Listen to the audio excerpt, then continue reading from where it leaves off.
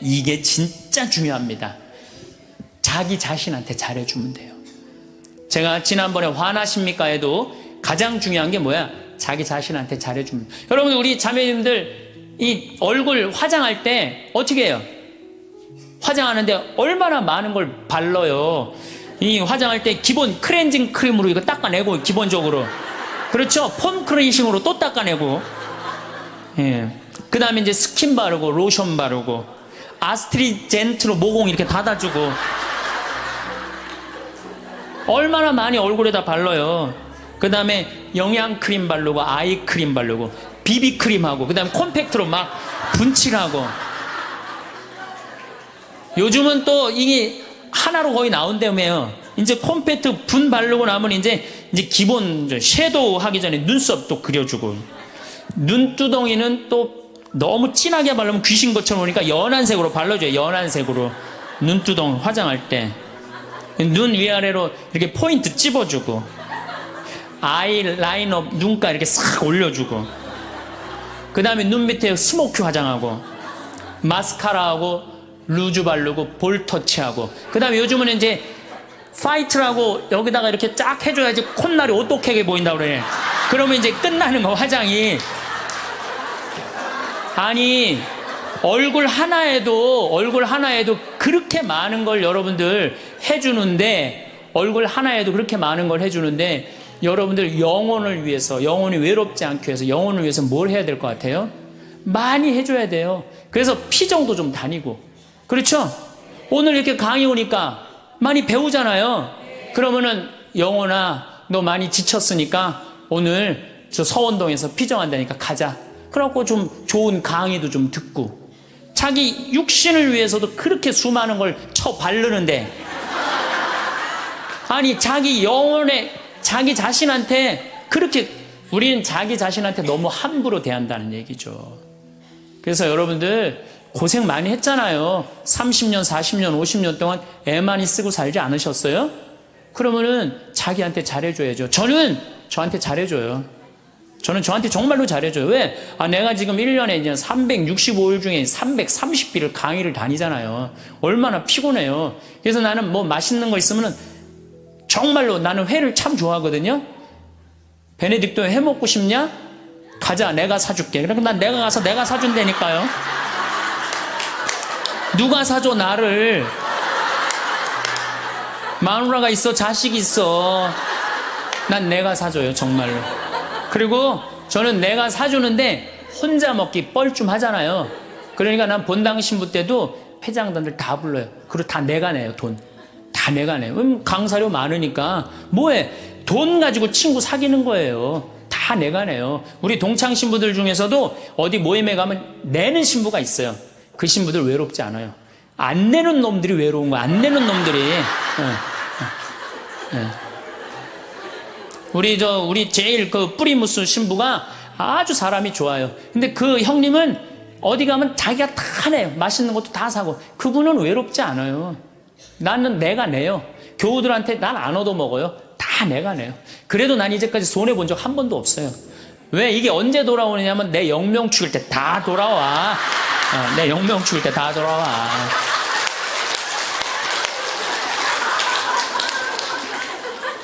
인생은 기브 앤드 테이크예요. 내가 줄 때 내가 받는 거지, 내가 안 쓰면은요, 난 외로운 거예요. 그래서 나눌 줄 알아야 돼, 나눌 줄. 그래서 자기한테 잘해주라는 거예요. 내가 외롭기 싫으면요, 봉사활동을 하세요. 여러분들, 왜 나 찾아오는 사람 하나도 없지? 여러분들이 찾아가시면 되잖아요. 그렇죠? 중증 장애자들 시설에 가보세요. 여러분들 도움 필요한 사람들 참 많습니다. 고아원회를 가든지 양로원을 가든지 우리가 할 수 있는 일이 너무너무 많아요. 성당에서도 내가 집 밖에 안 나가면 외로울 수밖에 없어요. 단체에 가입을 하세요. 레지오 가입하면 얼마나 좋아요. 가갖고 거긴 봉사활동도 일주일에 1시간, 2시간 나가게 돼 있잖아요. 의무적으로. 그거 얼마나 좋아요. 근데 이 레지오 갔는데 너무 마음에 안 들어. 그 단원들이. 그럼 옮기세요. 다른 레지오로. 거기서 괜히 머리 터지게 싸우지 말고. 다른 레지오로 옮겨요. 그 레지오도 갔는데 거기도 마음에 안 들어. 그러면 성가대로 옮겨버려요. 성가대로.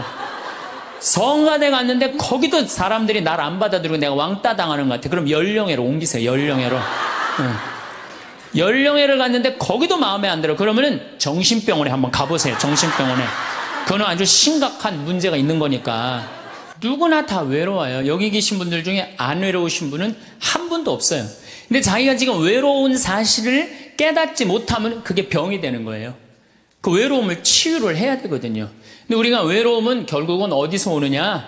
결국은 식구, 가족이 해체됐기 때문에, 가정이 해체됐기 때문에 외로움이 있는 거예요. 아니 그냥 엄마, 아빠, 자식, 아들, 딸들이 서로 사랑한다면 외로울 게 뭐 있어요. 그래서 이제는 정말로 사랑 충만한 엄마, 아버지, 하느님 아버지가 예수님을 사랑하고 예수님은 하느님 아버지를 사랑해서 인류 구원을 이루었듯이 우리들도 정말로 아버지가 잃었던 자리를 찾아와야 돼요. 자식들도 정말로 부모를 사랑하고. 그렇다면 이제는 오늘 이 시간은 그러면 외로움을 극복할 수 있는 구체적인 방법에 대해서 말씀을 드리도록 하겠습니다. 첫 번째, 우리가 사람한테 기대했다가 배신당하는 경우 많습니다. 그렇죠? 그리고 우리가 외로울 때 누구 앞에 나서야 되느냐? 역시 하느님 앞에 가야 돼요. 예수님, 아까 잠깐 노래하는데 나 너희를 떠나지도 않으리라, 나 너희를 버리지도 않으리라. 그 노래 하셨죠? 네, 정말로 예수님은 나를 떠나지도 않고 버리지도 않아요. 제가 중학교 2학년 때, 중학교 1학년 때 조금씩 뼈가 아프더라고요. 그냥 무릎도 아프고 이 팔도 아프고 뼈가 아프더라고요. 나는 뼈가 아픈 이유가 내가 너무 돌아다녀서 난 아픈 줄 알았어요. 우리 어머니 말씀에 의하면은 태어나서 걸어 다니기 시작하면서부터 돌아다녔대요, 제가. 정말로 제가 많이 돌아다닌 거예요. 정말로 제가 생각해도 우리 어머니가 해가 떨어지기 전까지 내가 집에 들어온 적이 없다는 거예요.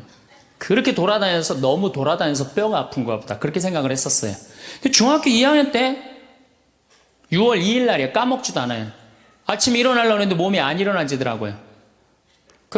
딱 보니까 팔도 안 움직여지고 다리도 안 움직여진 거예요. 병원에 가봤더니 루마티스 관절염이라는 거예요. 그래갖고 내가 움직이질 못했어요. 6개월 동안 밥도, 손이 오므라져 이제 밥을 먹죠. 걸어 다니지도 못하고. 그래서 학교를 2년을 못 다녔어요. 2년. 총 고등학교 1학년까지 3년을 못 다녔어요.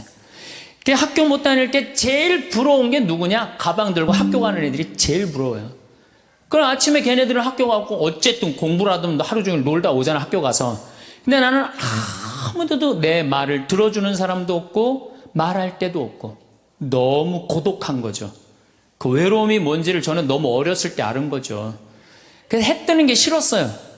왜냐면 친구가 있어야지. 난 또 수다 떨기 무지하게 좋아했는데 이 수다 떨 놈이 있어야지. 학교 가고 친구가 없는데. 그래서 저는 아침에 해가 뜨면은 어디로 출근을 했느냐면 성당으로 출근을 했어요. 남들은 다 학교 갔지만은 나는 성당에 가까우니까 성당 가서 앉아 있는 거예요. 성당 앉아 있으면 이제 십자가에 계신 예수님한테 말을 걸기 시작하는 거죠. 거기 왜 매달려 있느냐. 그 어린 나이에. 그럼 얘기할 사람이 누가 있어요? 아무도 없잖아요. 그러다가 또 예수님하고 얘기하다가 지치면은 오르간 노래하고, 그러다 또 성당 의자에서 자고, 그럼 오후 4시 되면은 나는 또 집에 오는 거예요. 그러니까 나한테 내 인생의 학교는 성당이 학교였어요. 그리고 내 선생님은 누구였느냐? 예수님이 선생님이었어요. 근데 처음에는 그게 기도인지 몰랐어요. 그냥 예수님하고 얘기하는 거예요. 나 오늘은 어떻고 저떻고. 근데 그게 어느 날은 1시간도 짧고 어느 날은 2시간도 짧고 어느 날은 10시간 앉아 있어도 시간 가는지 모르는 거예요. 어떨 땐 사람하고 얘기하기 싫고 누구하고만 얘기하고 싶어? 예수님하고만 얘기하고 싶은 거예요. 그러면서 중학교 2학년, 3학년, 고등학교 1학년 내내 성당에서 지낸 거예요. 내내. 그런데 이제 내가 이제 몸이 아프니까 사람들은 병신이다, 학교를 안 다니니까 폐륜하다, 또 그냥 비가 오는 날은 그냥 길에서 쓰러지니까 무슨 저기 쓰러지면 간질이다, 별 소리를 다 했죠. 나를 두고. 참 괴롭더라고요. 근데 성당에 와서 예수님한테 하면은 참 예수님은 비밀도 잘 지켜줘. 예수님은 사람들한테 얘기하면 이 사람 저 사람한테 내 얘기 퍼뜨리고 그러잖아요. 예수님은 한번 말하면요 남한테 말을 퍼뜨리질 않아. 예수님은 얼마나 말하기가 좋아요. 그러니까 내 그 가장 외로운 시기에 내 동반자는 누구였느냐? 예수님이었어. 예수님. 그러니까 시간이 지나면 지날수록 내가 누구한테 나의 삶을 의지하고 내 외로움, 고독의 시간에 나와 함께 해줬던 분이 누구였느냐? 예수님이었다는 거죠. 여러분들도요, 인생 살아가면서 어려울 때 있어요. 그런데 엉뚱한데 무당한테 가서 의지하지 말고, 다른 데 가서 의지하지 말고, 내 얘기 언제나 24시간 들어주는 누구한테 의지하면 돼요? 예수님한테. 예수님은 언제든지 날 받아주신단 말이에요. 그리고 나 같은 인간을 어떻게 예수님이 받아줄까 걱정하지 마세요. 예수님은요, 요한복음 4장에 보면요, 그 사마리아의 그 우물가에서 여자를 만났는데 그 여자 5번 이혼한 여자예요. 5 남자하고 살은 여자예요. 여러분들 5 여자하고 살은 5 남자하고 살은 여자 어떨 것 같아요? 저 여자는 5 남자하고 결혼해서 이제까지 5번을 남자를 갈았어. 상대할 것 같아, 안 할 것 같아요? 안 하죠? 근데 예수님은 그 여자하고요, 인류 구원과 경배를 얘기를 해요. 그러니까 예수님은 안 받아들일 사람이 하나도 없다는 거예요. 모든 사람 다 받아들이는 분이 예수님이에요. 나 같은 죄인도 용서받을 수 있을까요? 그 정도면요, 용서받을 수 없는 사람 한 사람도 없어요.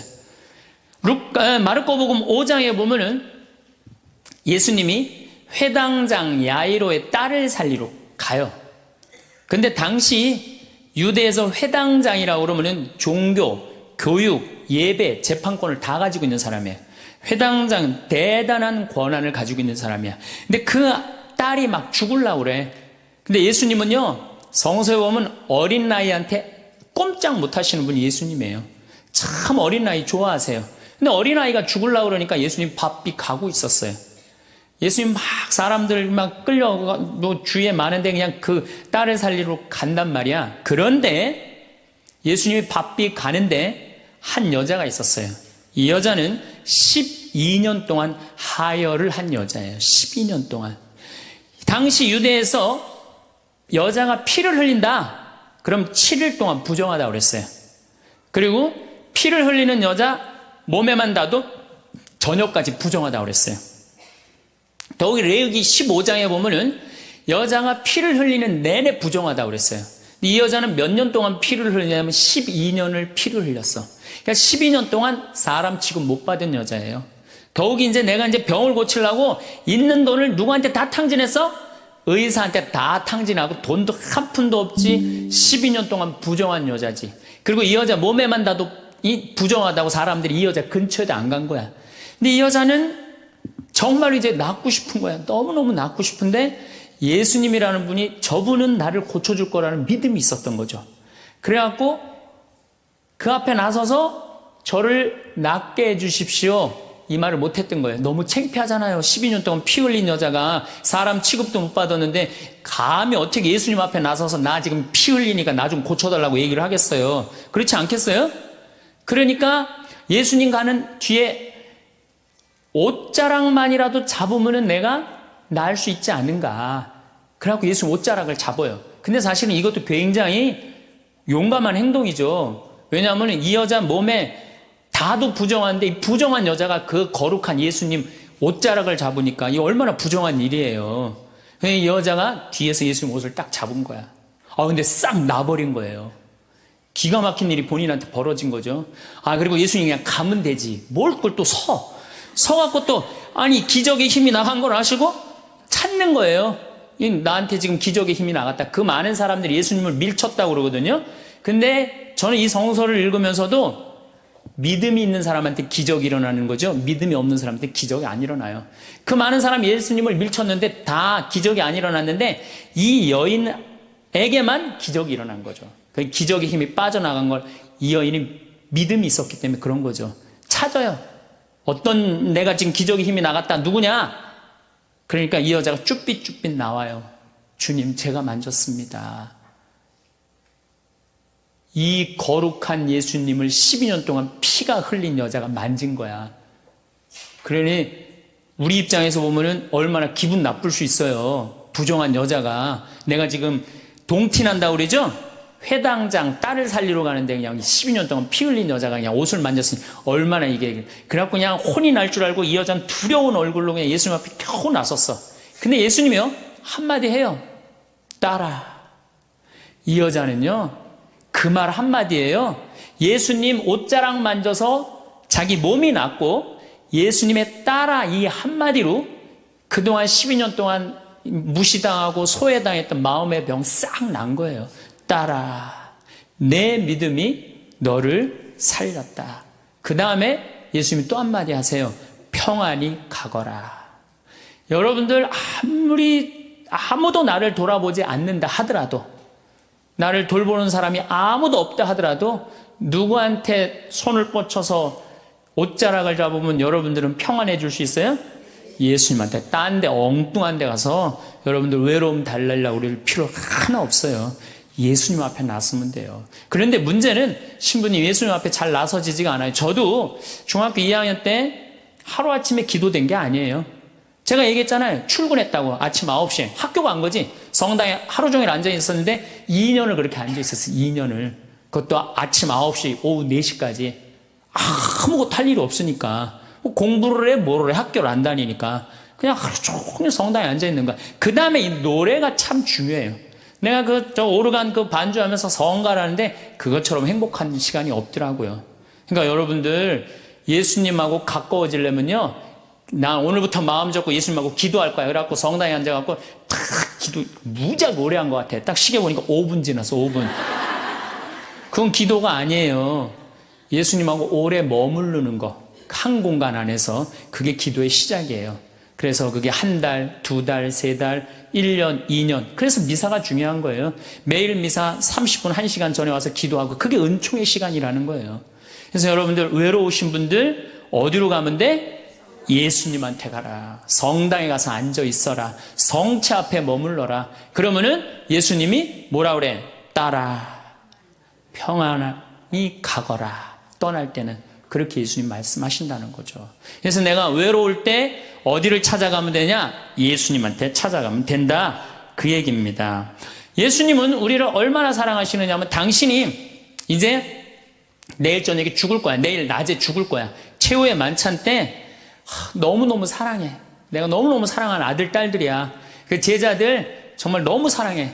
그런데 내가 이제 내일이면 죽을 건데 이 제자들 놔두고 가기가 마음이 짠하단 말이에요.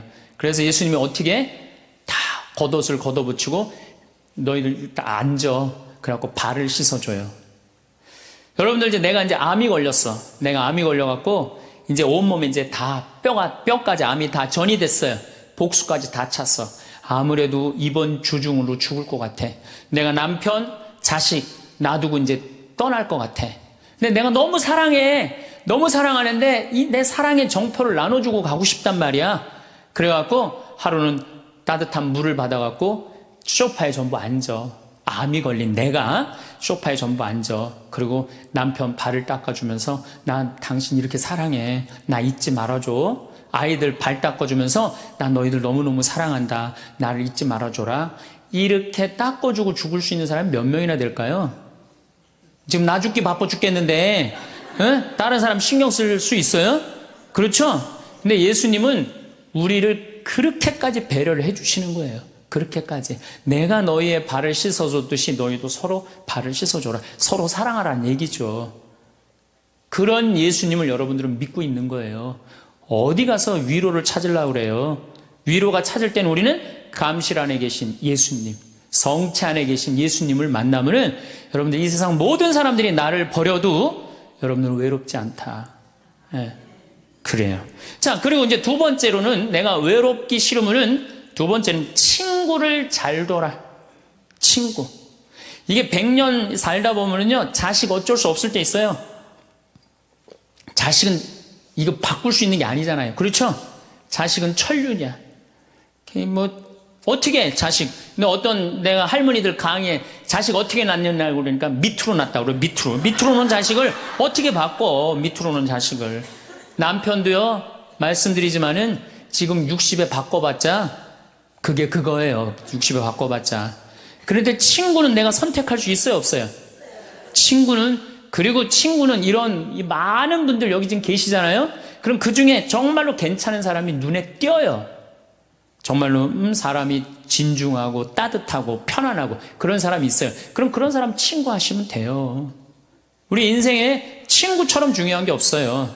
여러분들, 내가 부부싸움을 했어. 부부싸움을 해갖고 내가 아유 이놈의 집에서 더러워서 내가 못 살겠다. 그래갖고 보따리를 싸들고 나왔어. 저녁 8시에. 그래갖고 친구한테 전화하고, 친구야, 나 지금 부부싸움에서 보따리 싸들고 나왔거든. 근데 나 어디 딱히 갈 데가 없는데 나 니네 집에서 오늘 하룻밤만 재워줘. 남편도 있고 자식도 있지만 난 니네 집에서 하룻밤만 재워줘라고 전화할 수 있는 친구가 몇 명이나 될 것 같아요, 여러분들? 몇 명이나 될 것 같아요? 쉽지 않을 거려.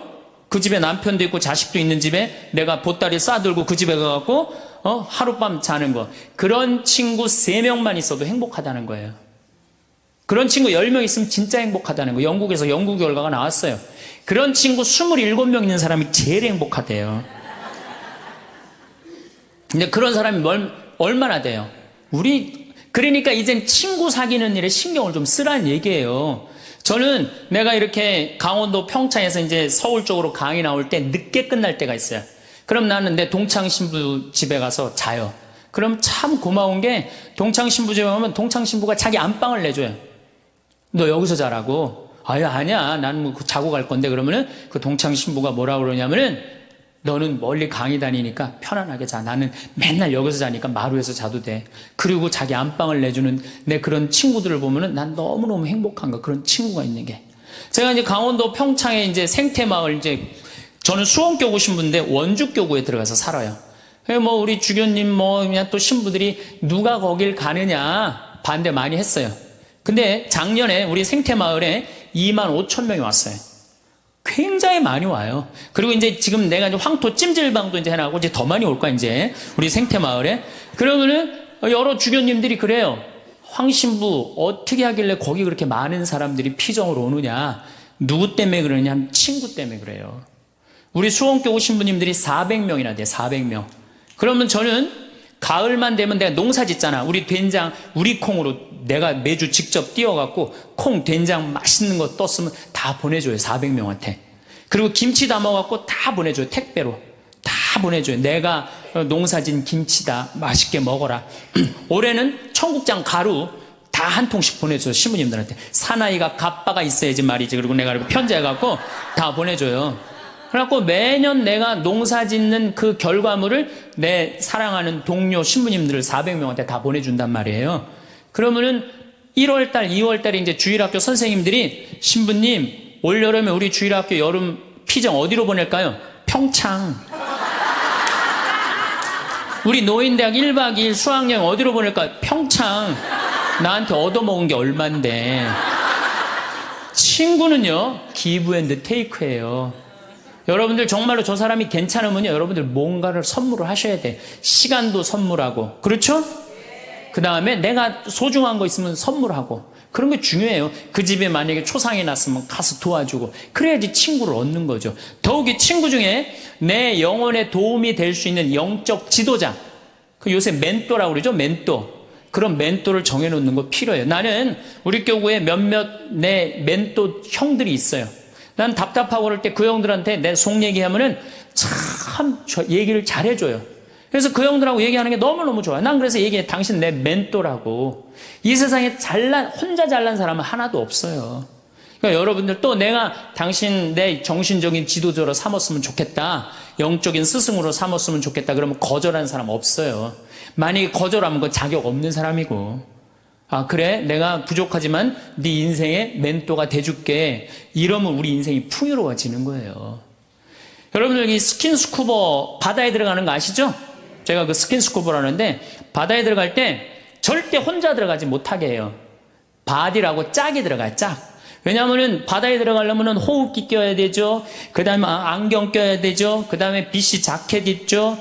산소호흡기 이거 뒤에 저 공기통 매달고 들어가죠. 바다에 들어가면 아무것도 안 보여요. 그러고 혹시 낚싯바늘에 걸리면 죽어요. 그런데 짝이 따라 들어가면요, 칼을 차고 들어가서 낚싯바늘 걸리면 탁 끊어주면 금방 살아요. 우리 인생이라는 이 험한 세상을 살아가면서 내가 낚싯바늘에 걸려 있을 수 있잖아요. 그렇죠? 근데 그걸 누가 쉽게 봐줘요? 친구가 쉽게 봐줘요. 그런 친구를 우리는 사귀어야 된다는 거예요. 그래서 여러분, 그런 친구 얼마나 있어요? 만약에 없다면 오늘부터 사귀세요. 오늘부터 찾으세요. 지금 60에 사귀어도 늦지 않아요. 60에 사귀어도 110살까지 50년 동안 친구할 수 있어요. 그럼요. 얼마든지 할 수 있어요. 그래서 좋은 친구들 지금부터 사귀는 거. 그래서 저는 우리 생태마을에 많은 분들이 찾아와요. 제가 아무리 바쁘긴 하지만은 가능한 한 나를 찾아오는 분들한테 소중하게 대하려고 그래요. 왜? 그분들이 내 인생의 풍요니까. 많은 좋은 사람들을 사귀는 것처럼 즐거운 일은 없다는 거죠. 신부님, 인간이 얼마나 치사한 줄 압니까? 그래서 나는 아무 도움도 안 받고 아무 도움도 청하지 않고 나는 혼자 살아갈 겁니다. 그 사람 외로울 것 같아요? 안 외로울 것 같아요? 외로울 수밖에 없죠. 담은 자기가 쌓는 거예요. 예수님은 제자들, 그렇게 친한 제자들 어떻게 했어요? 3년 동안 그렇게 동고동락했는데 마지막에 배반했어요? 안 배반했어요? 그 정도 배반하고 갔으면 여러분들 정말로 친한 친구가 나 죽기 직전에 배반했어. 다 도망가 버렸어. 근데 내가 다시 구사일생으로 살아났어. 그럼 나 배반하고 돌아간 놈들, 또 떠나간 놈들 다시 만날 것 같아요? 안 만날 것 같아요? 안 만나죠? 근데 예수님은요, 다시 살아나고 난 다음에 그 제자들 다시 불러요. 나하고 다시 사업 시작하자. 구원 사업 다시 시작하자. 친구는요, 원래 내 돈도 떼어먹고 배반도 하고 그러는 게 친구예요. 일생 살면서. 어떻게 내 마음에 딱 맞는 사람들만 친구할 수 있어요. 그래도 예수님은 그 자기 버리고 도망간 제자들 다시 불러서 구원 사업 다시 시작하셨어요. 그래서 여러분들 혹시 여러분들이 좀 힘든 사람이 있다 하더라도 결코 인연 끊지 말라는 거예요. 여러분 그런 친구 있으세요? 없어요? 그러면요, 오늘부터 그런 친구 찾아 나서세요. 그리고 뭐 찾아 나서기 어려우면 옛날부터 사귀었던 친구 다시 연락하세요. 다시. 그래도 친구는 오래 묵은 게 좋아요. 그런 과거에 있는 친구들 다 잊지 말고 다시 찾아서 만나면요, 옛날부터 사귀었던 친구는 다시 처음부터 시작할 수 있어요. 얼마든지. 그래서 내가 연락 안 하고 사는 사람 굉장히 불쌍한 사람이에요. 친구들하고 연락 잘하고 사세요. 그 유한진 씨가 질환지교를 꿈꾸며라는 이 조그만 글을 써놨는데 이건 참 유명한 글이죠. 참 좋은 것 같아요. 제가 읽어드릴게요. 저녁을 먹고 나면 허물없이 찾아가 차 한 잔을 마시고 싶다고 말할 수 있는 친구가 있었으면 좋겠다. 입은 옷을 갈아입지 않고 김치 냄새가 좀 나더라도 흉보지 않을 친구가 우리 집 가까이에 살았으면 좋겠다. 비 오는 오후나 눈 내리는 밤에도 고무신을 끌고 찾아가도 좋을 친구.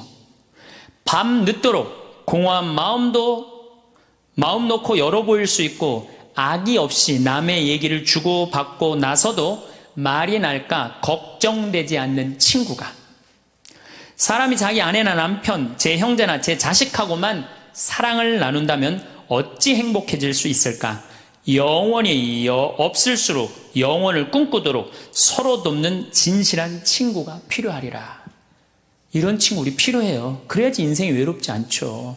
난 친구 하나도. 그래서 저는 요즘 제가 뭐 강의한다고 요새 전국에 돌아다녀갖고 정말로 동창들을 잘 못 만나요. 그래서 정말로 내가 요즘 갈등하고 있는 게 있어요. 내 이제 동창 신부들이 이제 친한 신부들이 골프를 많이 쳐요. 이제 나이도 이제 50이 다 돼가니까. 그래서 나도 그 친구들하고 사귀려면은 그 친구들하고 시간을 같이 보내는 골프를 쳐야 되겠다. 근데 이런 생각을 하고 있어요. 그래갖고 이제 골프채도 내 아주 친한 형이 나 하나 선물해줬어요. 골프채를 선물해줘갖고 이제 골프를 쳐야 되겠다 마음을 굳게 먹고 있는데 이놈은 강의가 너무 많아갖고 나는 골프를 간절히 치고 싶어요. 골프를 치고 싶어서 치는 게 아니고 내 친구들하고 어울리고 싶어서 치고 싶어요. 근데 그냥 지금 바빠서 지금 못 치고 있는데 내년에는 어떻게 해서든지 한번 내가 쳐보려고 그래요. 이제 누구 때문에? 친구 때문에. 친구는요 그런 얘기 있죠. 나이를 먹으면 먹을수록 친구 돈으로도 사라는 거예요. 돈으로라도. 나이를 먹으면 여기 나이 드신 분들 입은 다물고 지갑은 열으라고 그러잖아요. 그래갖고 젊은 사람들 친구 많이 사귀는 것도 중요한 거예요. 그냥 안 쓰고 그냥 가만히 뒷방에 그냥 끌어안아갖고 돈 많이 남겨놓으면요 자식들 서로 싸우기나 해요. 그러니까 여러분들 마음껏 쓰시다가 그리고 돌아가시는 게 훨씬 나은 거예요. 그렇다면 이제 첫 번째는 우리가 하느님한테 예수님 앞에 나설 때 외롭지 않아요. 두 번째는 친구가 중요해요. 친구를 많이 사귀어두세요. 세 번째는 내가 외롭기 싫으면요, 봉사활동을 하세요. 여러분들, 왜 나 찾아오는 사람 하나도 없지? 여러분들이 찾아가시면 되잖아요. 그렇죠? 중증 장애자들 시설에 가보세요. 여러분들 도움 필요한 사람들 참 많습니다. 고아원회를 가든지 양로원을 가든지 우리가 할 수 있는 일이 너무너무 많아요. 성당에서도 내가 집 밖에 안 나가면 외로울 수밖에 없어요. 단체에 가입을 하세요. 레지오. 레지오 가입하면 얼마나 좋아요. 가갖고 거긴 봉사활동도 일주일에 1시간, 2시간 나가게 돼 있잖아요. 의무적으로. 그거 얼마나 좋아요. 근데 이 레지오 갔는데 너무 마음에 안 들어. 그 단원들이. 그럼 옮기세요. 다른 레지오로. 거기서 괜히 머리 터지게 싸우지 말고. 다른 레지오로 옮겨요. 그 레지오도 갔는데 거기도 마음에 안 들어. 그러면 성가대로 옮겨버려요. 성가대로. 성가대 갔는데 거기도 사람들이 날 안 받아들이고 내가 왕따 당하는 것 같아. 그럼 연령회로 옮기세요. 연령회로. 연령회를 갔는데 거기도 마음에 안 들어. 그러면은 정신병원에 한번 가보세요. 정신병원에. 그거는 아주 심각한 문제가 있는 거니까. 하지만은 어쨌든 내가 어떤 단체에든 내가 가입을 하고 봉사활동을 하기 시작하면요, 외로움은 훨씬 덜한 거예요. 내가 담을 쌓아놓고 내가 바깥에 나가지 않기 때문에 외로운 거지, 우리 도움을 필요로 하는 사람들이 얼마나 많은데요. 그래서 세 번째, 외롭기 싫으면은 봉사활동을 하거나 단체에 가입을 해라. 네 번째, 외롭기 싫으면요, 잘 놀아야 돼요. 참 중요한 겁니다. 잘 노르셔야 돼요. 하느님 6일 일하고 7일째 쉬셨어요? 안 쉬셨어요? 예수님 노는 거 참 좋아하신 분이에요. 예수님은 항상 어울려 다니기를 좋아하셨어요. 어울려 다니길. 항상 잔치집, 집집마다 그냥 돌아다니면서 그냥 잔치집마다 가서 축하해주고, 혼인집에 가서 축하해주고. 예수님 참 잘 노르셨어요. 그리고 예수님은 그 12제자 친구들하고 노는 걸 참 좋아하셨어요. 그러니까 우리가 노는 게 중요해요. 그래서 여러분들도 잘 노세요. 저는 내가 골프는 아침부터 저녁까지 시간을 버야 돼서 그렇지만 잠깐은 잘 놀아요. 전 뭐 야구장도 좋아하고, 제가 지난번에 미국에 강의를 갔는데 그 바쁜 스케줄 중에서도 뉴욕에 강의를 갔는데 내가 거기서 부탁한 게 하나 있어요. 뭘 부탁했느냐면 뉴욕 양키즈 야구장 가고 싶다고. 그래서 아예 한국에서 떠나기 전에 예약을 미리 해놨어요. 그래갖고 뉴욕 양키즈 그 강의 끝나고 가서 야구 구경했어요. 근데 그날 마침 박찬호 선수가 공 던지러 나왔더라고요. 그래서 내가 그거 보고 사인볼도 받아왔다니까요. 그 바쁜 와중에도. 그래서 저는 스킨스쿠버 하죠. 볼링 하죠. 야구장 구경 가는 거 좋아하죠. 바빠요. 노느냐고 바빠요. 외로울 시간이 어디 있어요. 그러니까 여러분들도 제발 많이 놀 수 있는 걸 찾으세요. 신부님 무슨 돈으로? 애 휴학시키고 그 돈 가지고 놀아요. 괜히 그냥 애 그냥 힘들게 그냥 공부도 못하는 거 그냥 대학 나와도 취직도 안 되는 대학 괜히 돈 쏟아붓지 말고 그 돈 가지고 애하고 여행이나 다니는 게 훨씬 나을 수도 있어요. 어떻게 보면은. 그래서 잘 놀아라. 다섯 번째, 우리가 외롭기 싫으면 수다를 떨어라. 수다. 말을 하고 살아야 돼. 근데 우리는 말 못하게 하잖아요. 침묵은 금이다. 그러죠? 근데 제가 오늘 이 말을 바꿀게요. 침묵은 우울증으로 가는 지름길이다. 사람은요, 속에 있는 얘기를 하고 살아야 돼요. 이걸 자꾸 쌓아놓으면요, 우울증에 걸려요. 우울증에. 그래서 내가 본당 신부할 때 교우들이 모여갖고 수다 떨 때 누구 수다 떠는 게 제일 좋아요? 본당 신부 흉보는 게 제일 좋잖아요. 막 나 흉보다가 걸려도 난 뭐라고 안 그래요. 왜냐하면 사람은요, 다 뒷담화 까게 돼 있거든요. 네. 누구를 해도. 그럼 그거 뭐 노할 필요가 뭐 있어요. 그냥 걸려도 내가 계속 수다 떨으라고 그래. 그럼 우리는 누구 수다 떨면서 살아요? 주교님 욕면서 살아요. 주교님 수다 떨면서. 우리 요새 우리 주교님은 그냥 너무 좋으시고 착하셔갖고 별로 수다 떨 일이 없어갖고 별로 재미가 없지만은, 그래도 이 사람은요, 말을 하고 살아야 돼요. 말을 하고. 그래서 그러니까 친구가 중요한 거, 수다 떨 친구가 중요한 거죠. 내가 이렇게 우리 교구 신부들 연수회 가면은 참 얘기하는 게 즐거워요. 신부들하고 같이. 그 같은 생각을 가지고 같은 삶을 지향하는 사제들하고 수다 떠는 게 얼마나 즐거워요. 그래서 여러분들도 여러분들하고 같은 생각을 가지고 있는 사람들하고 뭘 해라? 수다를 떨어라. 수다를 떨어라. 여섯 번째, 외롭기 싫으면 공부하세요. 외롭기 싫으면 공부하세요. 저는 요즘 하는 영어 그 외우는 걸 공부를 해요. 재밌어요. 혼자 있으면은 뭐 토익, 토플 뭐 그냥 나는 아까 말씀드렸지 난 학교를 안 다녀갖고 영어를 잘 못해요. 지금 이 나이에 먹어갖고 영어 공부하는 재밌더라고요. 아주 시간 가는 줄 몰라요. 하루에 한두 시간 금방금방 지나가요. 여러분들도 한자, 삼천자 그거 뭐 1급, 2급, 3급, 4급, 5급 뭐 시험 있다며요. 그래갖고 삼천자 지금 공부하면은 그거 한두 달 금방금방 가요. 외로울 시간이 어딨어. 꼭 아무것도 안 하는 사람들이 외롭다는 거야. 가만히 있으면서 외롭다고 그래. 그 다음에 7번째 외로우면은요, 운동하세요, 운동. 헬스 1시간 하면요, 시간 금방 가요. 수영 1시간 해도 시간 금방 가요. 저는 요즘은 이제 조금 하여튼 건강에 문제가 있어갖고 가격한 건 못하는데 내 방에서 이제 자전거 타요, 자전거. 특히 산에 다니는 건 참 좋은 것 같아요, 산에. 산이야말로 이제 제가 좀 이따 말씀드리겠지만 우리를 자유롭게 해주는 공간이에요. 우리나라도 요즘 또 둘레길, 올레길, 길을 얼마나 잘 만들어 놨어요. 그런데 돌아다니기만 해도 시간 충분하죠. 거기다가 친구. 만약에 친구 없으면 묵주 들고 다니면 되잖아요. 네? 묵주 들고 다니면 되잖아요. 그 외로울 시간이 어디 있어요. 8번째, 외롭기 싫으면은 웃어라. 웃음은 제가 보기에는 우리 인생을 타파하는, 어려움을 타파하는 가장 좋은 약입니다.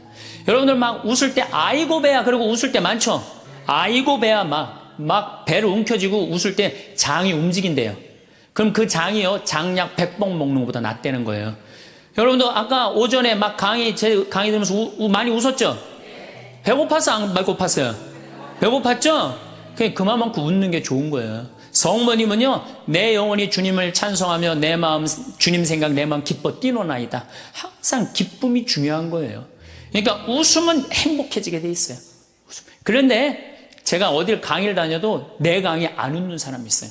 인상 딱 쓰고 2시간 내내. 그분은 외로운 거예요. 외로운 거예요. 여러분들 주위에 이렇게 친구들 중에 대화하는데 안 웃고 인상 딱 구기고 가만히 있는 친구 보면 나중에 그 친구 딱 나타나면 어떻게 해요? 전부 다 흩어져요. 흩어지고 그 친구 5m 옆으로 다 떠나요. 그리고 다시 그 친구를 빼고 무리가 형성이 돼요. 무슨 얘기냐? 여러분들이 다른 사람한테 마음을 열고 반짝반짝 웃어줄 때 여러분들 행복할 수 있다는 거예요. 제가 예수 마음 피정이라는 걸 한번 가봤는데 참 좋더라고요. 여러분들도 그런 피정도 지금 저쪽 어디 일산 쪽에서 그런 피정이 있거든요. 우리나라의 좋은 피정들 주보에 보면 얼마나 많이 나와요. 그렇죠? 그러면 야 영혼아 너 30년 40년 동안 너무너무 힘들게 살았으니까 내가 너 이번에 피정 시켜줄게. 가자. 그래갖고 등록하세요. 그래서 갔다 오세요. 우리 생태마을도 생태피정이라는 게 있어요. 그래갖고 모종내도 보고 오이도 따보고 그런 피정. 그럼 그런 거 딱 찾아갖고 그런데 피정 2박 3일 동안 자연 안에서 머무르고 자기한테 투자하세요. 신부님 무슨 돈으로? 휴학시키면 됩니다.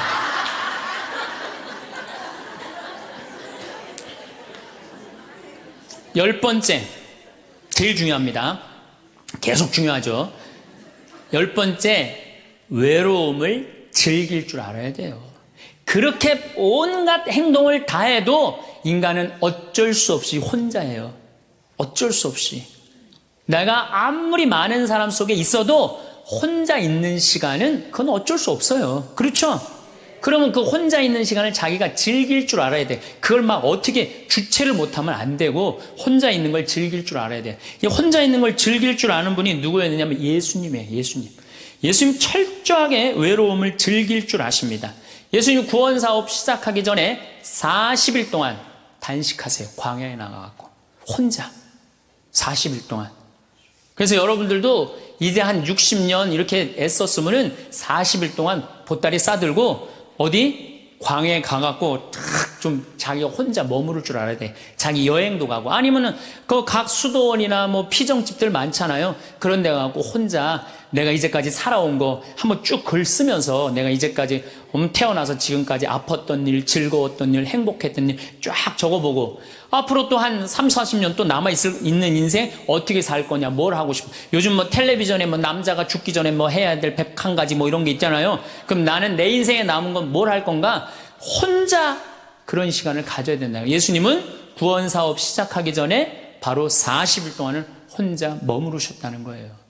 그리고 예수님 마르코복음 1장에 보면 전도여행 시작하기 전에 예수님 혼자 계세요.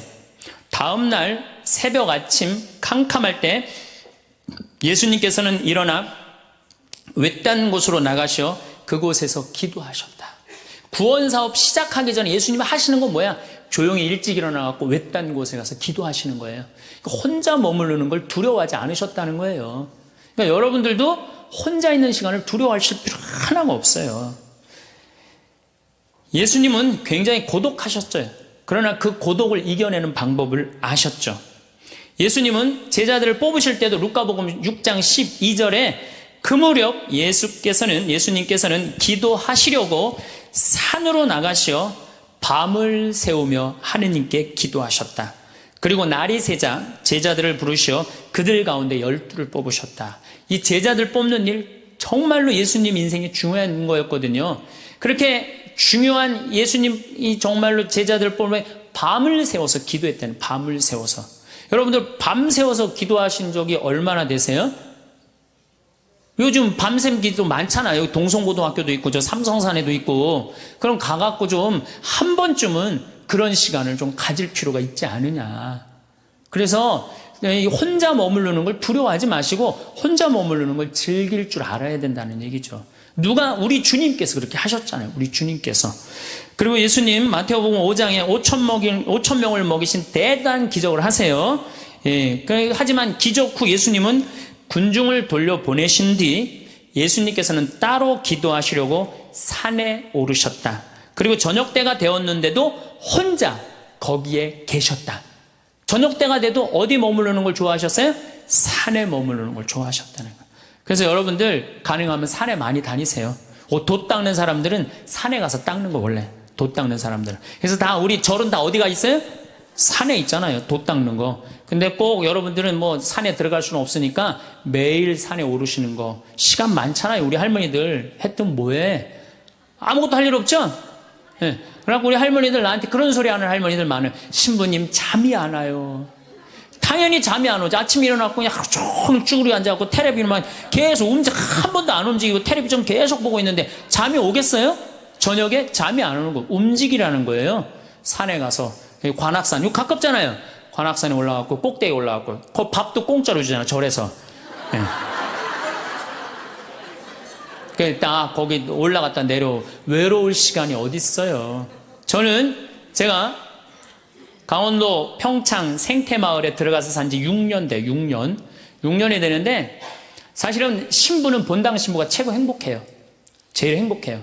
그런데 딱 저녁에 뭐 피정을 많이 오지만은 딱 저녁 강의 미사 딱 끝나고 나면 저녁 먹고부터는 아무도 나 찾아오는 사람 없어요. 본당 신부는 저녁에 사목회도 있고 무슨 주일학교들 교사들 뭐 자기 뭐 상담 혼인 상담 뭐 또 이제 장례도 나면 그냥 초상집도 가고 아유 저녁에 외로울 시간이 어디 있어요. 근데 저는 이제 그런 게 아무것도 없으니까 해가 지고 나면요 아무도 날 찾아오는 사람이 없어요. 그리고 우리 생태마을은 불빛이 없어요. 갖고 해가 딱 지면은요 깜깜해갖고 바깥에 우리 생태마을을 산책을 하려도 산책을 할 수가 없어. 내 다리가 보여야지 산책을 할 거 아니야. 내 다리가 보여야지. 그래갖고 그냥 저녁에 해만 지면 내 방에 딱 있는 거예요. 처음 한 3개월, 5개월은 힘들더라고요. 혼자 있는 게. 그런데 그게 이제 훈련을 하기 시작했어요. 혼자 있는 시간. 저녁 시간, 운동. 제가 운동하는 거 좋아하니까 운동하고.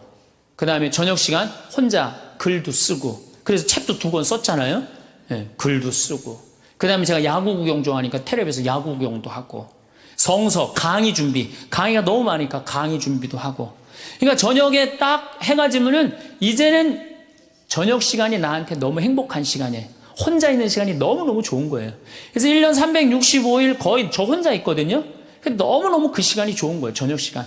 야, 강의 끝나면 나 이제 저녁 먹으면 내 방에서 혼자 있을 수 있다. 신나는 거예요. 그리고 또 반욕 있잖아요. 반식욕도 하고 그냥 내 사정 안에 아무도 없으니까 그냥 빨개 벗고 탁 반식욕 쫙 하면 그리고 그냥 거기서 샤워하면서 음악도 듣고 혼자 있는 시간이 참 좋더라고요.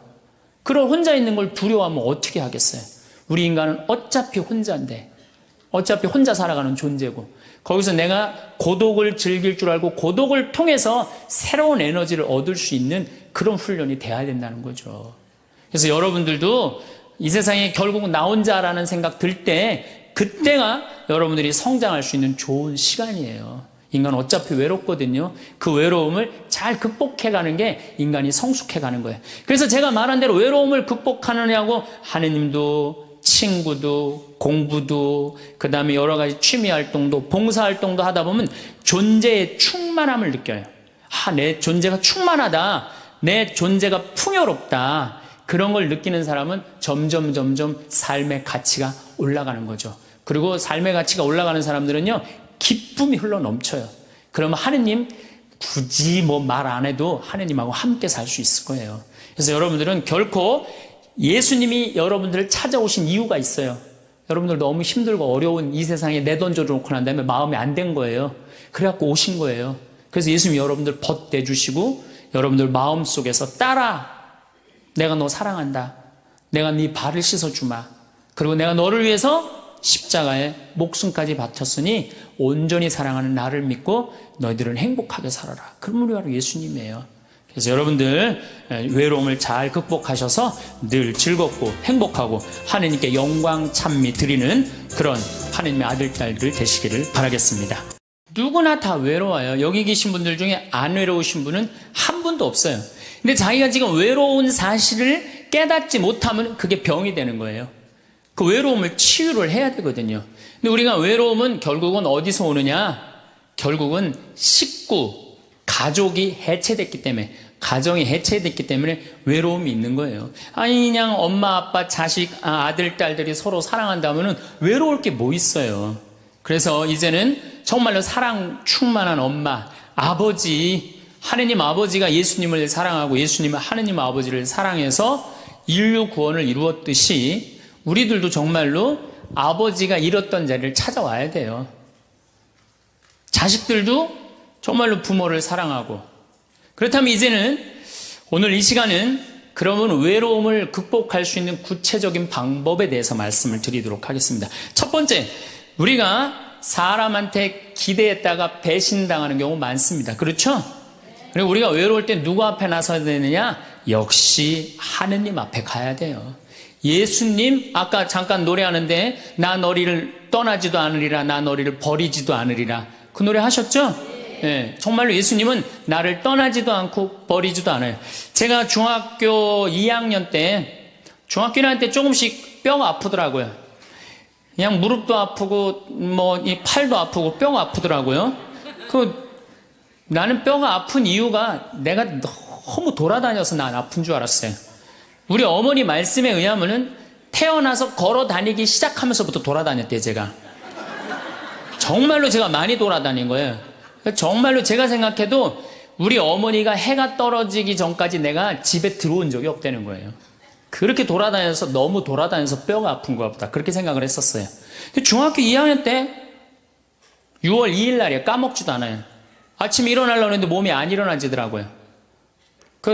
딱 보니까 팔도 안 움직여지고 다리도 안 움직여진 거예요. 병원에 가봤더니 루마티스 관절염이라는 거예요. 그래갖고 내가 움직이질 못했어요. 6개월 동안 밥도 손이 오므라져 이제 밥을 먹죠. 걸어 다니지도 못하고. 그래서 학교를 2년을 못 다녔어요. 2년. 총 고등학교 1학년까지 3년을 못 다녔어요. 학교 못 다닐 때 제일 부러운 게 누구냐? 가방 들고 학교 가는 애들이 제일 부러워요. 그럼 아침에 걔네들은 학교 가고 어쨌든 공부를 하든 하루 종일 놀다 오잖아, 학교 가서. 근데 나는 아무데도 내 말을 들어주는 사람도 없고 말할 데도 없고 너무 고독한 거죠. 그 외로움이 뭔지를 저는 너무 어렸을 때 알은 거죠. 그래서 해 뜨는 게 싫었어요. 왜냐면 친구가 있어야지. 난 또 수다 떨기 무지하게 좋아했는데 이 수다 떨 놈이 있어야지. 학교 가고 친구가 없는데. 그래서 저는 아침에 해가 뜨면은 어디로 출근을 했느냐면 성당으로 출근을 했어요. 남들은 다 학교 갔지만은 나는 성당에 가까우니까 성당 가서 앉아 있는 거예요. 성당 앉아 있으면은 이제 십자가에 계신 예수님한테 말을 걸기 시작하는 거죠. 거기 왜 매달려 있느냐. 그 어린 나이에. 그럼 뭐 나 얘기할 사람이 누가 있어요? 아무도 없잖아요.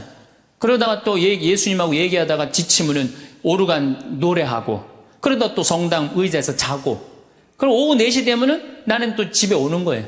그러니까 나한테 내 인생의 학교는 성당이 학교였어요. 그리고 내 선생님은 누구였느냐? 예수님이 선생님이었어요. 근데 처음에는 그게 기도인지 몰랐어요. 그냥 예수님하고 얘기하는 거예요. 나 오늘은 어떻고 저떻고. 근데 그게 어느 날은 1시간도 짧고, 어느 날은 2시간도 짧고, 어느 날은 10시간 앉아있어도 시간 가는 줄 모르는 거예요. 어떨 땐 사람하고 얘기하기 싫고 누구하고만 얘기하고 싶어? 예수님하고만 얘기하고 싶은 거예요. 그러면서 중학교 2학년, 3학년, 고등학교 1학년 내내 성당에서 지낸 거예요. 내내. 그런데 이제 내가 이제 몸이 아프니까 사람들은 뭐 병신이다, 학교를 안 다니니까 폐륜하다, 뭐 또 그냥 비가 오는 날은 그냥 길에서 쓰러지니까 무슨 저기 쓰러지면 막 간질이다, 뭐 별 소리를 다 했죠. 나를 두고. 참 괴롭더라고요. 근데 성당에 와서 예수님한테 하면은 참 예수님은 비밀도 잘 지켜줘. 예수님은 사람들한테 얘기하면 막 이 사람 저 사람한테 내 얘기 퍼뜨리고 그러잖아요. 예수님은 한번 말하면요, 남한테 말을 퍼뜨리질 않아. 예수님은 얼마나 말하기가 좋아요. 그러니까 내 그 가장 외로운 시기에 내 동반자는 누구였느냐? 예수님이었어. 예수님. 그러니까 시간이 지나면 지날수록 내가 누구한테 나의 삶을 의지하고 내 외로움, 고독의 시간에 나와 함께 해줬던 분이 누구였느냐? 예수님이었다는 거죠. 여러분들도요, 인생 살아가면서 어려울 때 있어요. 그런데 엉뚱한데 무당한테 가서 의지하지 말고, 다른 데 가서 의지하지 말고, 내 얘기 언제나 24시간 들어주는 누구한테 의지하면 돼요? 예수님한테. 예수님은 언제든지 날 받아주신단 말이에요. 그리고 나 같은 인간을 어떻게 예수님이 받아줄까 걱정하지 마세요. 예수님은요, 요한복음 4장에 보면요, 그 사마리아의 그 우물가에서 여자를 만났는데 그 여자 5번 이혼한 여자예요. 5 남자하고 살은 여자예요. 여러분들 5 여자하고 살은 5 남자하고 살은 여자 어떨 것 같아요? 저 여자는 5 남자하고 결혼해서 이제까지 5번을 남자를 가로써 상대할 것 같아요? 안 할 것 같아요? 안 하죠? 근데 예수님은 그 여자하고요, 인류 구원과 경배를 얘기를 해요. 그러니까 예수님은 안 받아들일 사람이 하나도 없다는 거예요. 모든 사람 다 받아들이는 분이 예수님이에요. 나 같은 죄인도 용서받을 수 있을까요? 그 정도면요, 용서받을 수 없는 사람 한 사람도 없어요. 마르코복음 5장에 보면은 예수님이 회당장 야이로의 딸을 살리러 가요. 근데 당시 유대에서 회당장이라고 그러면은 종교, 교육, 예배, 재판권을 다 가지고 있는 사람이에요. 회당장은 대단한 권한을 가지고 있는 사람이야. 근데 그 딸이 막 죽으려고 그래. 근데 예수님은요, 성서에 보면 어린 나이한테 꼼짝 못 하시는 분이 예수님이에요. 참 어린 나이 좋아하세요. 근데 어린 아이가 죽으려고 그러니까 예수님 바삐 가고 있었어요. 예수님 막 사람들 막 끌려 주위에 많은데 그냥 그 딸을 살리러 간단 말이야. 그런데 예수님이 바삐 가는데 한 여자가 있었어요. 이 여자는 12년 동안 하혈을 한 여자예요. 12년 동안. 당시 유대에서 여자가 피를 흘린다, 그럼 7일 동안 부정하다고 그랬어요. 그리고 피를 흘리는 여자 몸에만 닿아도 저녁까지 부정하다고 그랬어요. 더욱이 레위기 15장에 보면은 여자가 피를 흘리는 내내 부정하다고 그랬어요. 이 여자는 몇 년 동안 피를 흘리냐면 12년을 피를 흘렸어. 그러니까 12년 동안 사람 취급 못 받은 여자예요. 더욱이 이제 내가 이제 병을 고치려고 있는 돈을 누구한테 다 탕진했어? 의사한테 다 탕진하고 돈도 한 푼도 없지. 12년 동안 부정한 여자지. 그리고 이 여자 몸에만 닿아도 이 부정하다고 사람들이 이 여자 근처에도 안 간 거야. 근데 이 여자는 정말 이제 낫고 싶은 거야. 너무너무 낫고 싶은데 예수님이라는 분이 저분은 나를 고쳐줄 거라는 믿음이 있었던 거죠. 그래갖고 그 앞에 나서서 저를 낫게 해주십시오. 이 말을 못했던 거예요. 너무 창피하잖아요. 12년 동안 피 흘린 여자가 사람 취급도 못 받았는데 감히 어떻게 예수님 앞에 나서서 나 지금 피 흘리니까 나 좀 고쳐달라고 얘기를 하겠어요. 그렇지 않겠어요? 그러니까 예수님 가는 뒤에 옷자락만이라도 잡으면 내가 나을 수 있지 않은가. 그래갖고 예수님 옷자락을 잡아요. 근데 사실은 이것도 굉장히 용감한 행동이죠. 왜냐하면 이 여자 몸에 다도 부정한데 이 부정한 여자가 그 거룩한 예수님 옷자락을 잡으니까 이 얼마나 부정한 일이에요. 이 여자가 뒤에서 예수님 옷을 딱 잡은 거야. 근데 싹 나버린 거예요. 기가 막힌 일이 본인한테 벌어진 거죠. 그리고 예수님이 그냥 가면 되지. 뭘 그걸 또 서갖고 또, 기적의 힘이 나간 걸 아시고 찾는 거예요. 나한테 지금 기적의 힘이 나갔다. 그 많은 사람들이 예수님을 밀쳤다고 그러거든요. 근데 저는 이 성서를 읽으면서도 믿음이 있는 사람한테 기적이 일어나는 거죠. 믿음이 없는 사람한테 기적이 안 일어나요. 그 많은 사람이 예수님을 밀쳤는데 다 기적이 안 일어났는데 이 여인에게만 기적이 일어난 거죠. 그 기적의 힘이 빠져나간 걸 이 여인이 믿음이 있었기 때문에 그런 거죠. 찾아요. 어떤 내가 지금 기적의 힘이 나갔다. 누구냐? 그러니까 이 여자가 쭈삣쭈삣 나와요. 주님, 제가 만졌습니다. 이 거룩한 예수님을 12년 동안 피가 흘린 여자가 만진 거야. 그러니 우리 입장에서 보면은 얼마나 기분 나쁠 수 있어요. 부정한 여자가. 내가 지금 동티난다고 그러죠? 회당장 딸을 살리러 가는데 그냥 12년 동안 피 흘린 여자가 그냥 옷을 만졌으니 얼마나 이게. 그래갖고 그냥 혼이 날 줄 알고 이 여자는 두려운 얼굴로 그냥 예수님 앞에 겨우 나섰어. 근데 예수님이요? 한마디 해요. 따라. 이 여자는요, 그 말 한마디예요. 예수님 옷자락 만져서 자기 몸이 낫고 예수님의 따라 이 한마디로 그동안 12년 동안 무시당하고 소외당했던 마음의 병 싹 난 거예요. 따라, 내 믿음이 너를 살렸다. 그 다음에 예수님이 또 한마디 하세요. 평안히 가거라. 여러분들 아무도 나를 돌아보지 않는다 하더라도, 나를 돌보는 사람이 아무도 없다 하더라도 누구한테 손을 뻗쳐서 옷자락을 잡으면 여러분들은 평안해질 수 있어요? 예수님한테. 딴 데 엉뚱한 데 가서 여러분들 외로움 달래려고 그럴 필요 하나 없어요. 예수님 앞에 나서면 돼요. 그런데 문제는 신부님 예수님 앞에 잘 나서지지가 않아요. 저도 중학교 2학년 때 하루아침에 기도된 게 아니에요. 제가 얘기했잖아요. 출근했다고 아침 9시에 학교 간 거지. 성당에 하루 종일 앉아 있었는데 2년을 그렇게 앉아 있었어요. 2년을. 그것도 아침 9시 오후 4시까지 아무것도 할 일이 없으니까 공부를 해 뭐를 해 학교를 안 다니니까 그냥 하루 종일 성당에 앉아 있는 거야. 그 다음에 이 노래가 참 중요해요. 내가 오르간 반주하면서 성가라는데 그것처럼 행복한 시간이 없더라고요. 그러니까 여러분들 예수님하고 가까워지려면요, 나 오늘부터 마음 잡고 예수님하고 기도할 거야. 그래갖고 성당에 앉아갖고 탁 기도 무지하게 오래 한 것 같아. 딱 시계 보니까 5분 지났어. 5분. 그건 기도가 아니에요. 예수님하고 오래 머무르는 거, 한 공간 안에서, 그게 기도의 시작이에요. 그래서 그게 한 달, 2달, 3달, 1년, 2년. 그래서 미사가 중요한 거예요. 매일 미사 30분, 1시간 전에 와서 기도하고, 그게 은총의 시간이라는 거예요. 그래서 여러분들 외로우신 분들 어디로 가면 돼? 예수님한테 가라. 성당에 가서 앉아 있어라. 성체 앞에 머물러라. 그러면은 예수님이 뭐라 그래? 따라. 평안히 가거라. 떠날 때는. 그렇게 예수님 말씀하신다는 거죠. 그래서 내가 외로울 때 어디를 찾아가면 되냐? 예수님한테 찾아가면 된다. 그 얘기입니다.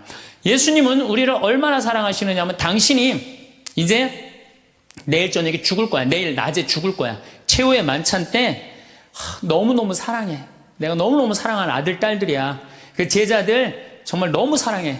그런데 내가 이제 내일이면 죽을 건데 이 제자들 놔두고 가기가 마음이 짠하단 말이에요. 그래서 예수님이 어떻게 다 겉옷을 걷어붙이고 너희들 다 앉아. 그래갖고 발을 씻어줘요. 여러분들 이제 내가 이제 암이 걸렸어. 내가 암이 걸려갖고 이제 온몸에 이제 다 뼈까지 암이 다 전이 됐어요. 복수까지 다 찼어. 아무래도 이번 주중으로 죽을 것 같아. 내가 남편, 자식 놔두고 이제 떠날 것 같아.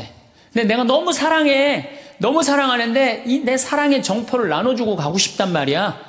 그래갖고 하루는 따뜻한 물을 받아갖고 소파에 전부 앉아. 암이 걸린 내가 소파에 전부 앉아. 그리고 남편 발을 닦아주면서 나 당신 이렇게 사랑해. 나 잊지 말아줘. 아이들 발 닦아주면서 나 너희들 너무너무 사랑한다. 나를 잊지 말아줘라. 이렇게 닦아주고 죽을 수 있는 사람이 몇 명이나 될까요? 지금 나 죽기 바빠 죽겠는데 다른 사람 신경 쓸 수 있어요? 그렇죠? 근데 예수님은 우리를 그렇게까지 배려를 해주시는 거예요. 그렇게까지. 내가 너희의 발을 씻어줬듯이 너희도 서로 발을 씻어줘라. 서로 사랑하라는 얘기죠. 그런 예수님을 여러분들은 믿고 있는 거예요. 어디 가서 위로를 찾으려고 그래요? 위로가 찾을 때는 우리는 감실 안에 계신 예수님, 성체 안에 계신 예수님을 만나면은 여러분들 이 세상 모든 사람들이 나를 버려도 여러분들은 외롭지 않다. 예, 그래요. 자, 그리고 이제 두 번째로는 내가 외롭기 싫으면은 두 번째는 친구를 잘 둬라. 친구. 이게 100년 살다 보면은요, 자식 어쩔 수 없을 때 있어요. 자식은 이거 바꿀 수 있는 게 아니잖아요. 그렇죠? 자식은 천륜이야. 어떻게 자식. 근데 어떤 내가 할머니들 강의에 자식 어떻게 낳느냐고 그러니까 밑으로 낳다고 그래. 밑으로 놓은 자식을 어떻게 바꿔. 밑으로 놓은 자식을. 남편도요, 말씀드리지만은 지금 60에 바꿔봤자 그게 그거예요. 60에 바꿔봤자. 그런데 친구는 내가 선택할 수 있어요, 없어요? 그리고 친구는 이런 많은 분들 여기 지금 계시잖아요? 그럼 그 중에 정말로 괜찮은 사람이 눈에 띄어요. 정말로 사람이 진중하고 따뜻하고 편안하고 그런 사람이 있어요. 그럼 그런 사람 친구 하시면 돼요. 우리 인생에 친구처럼 중요한 게 없어요. 여러분들 내가 부부싸움을 했어. 부부싸움을 해갖고 내가 이놈의 집에서 더러워서 내가 못 살겠다.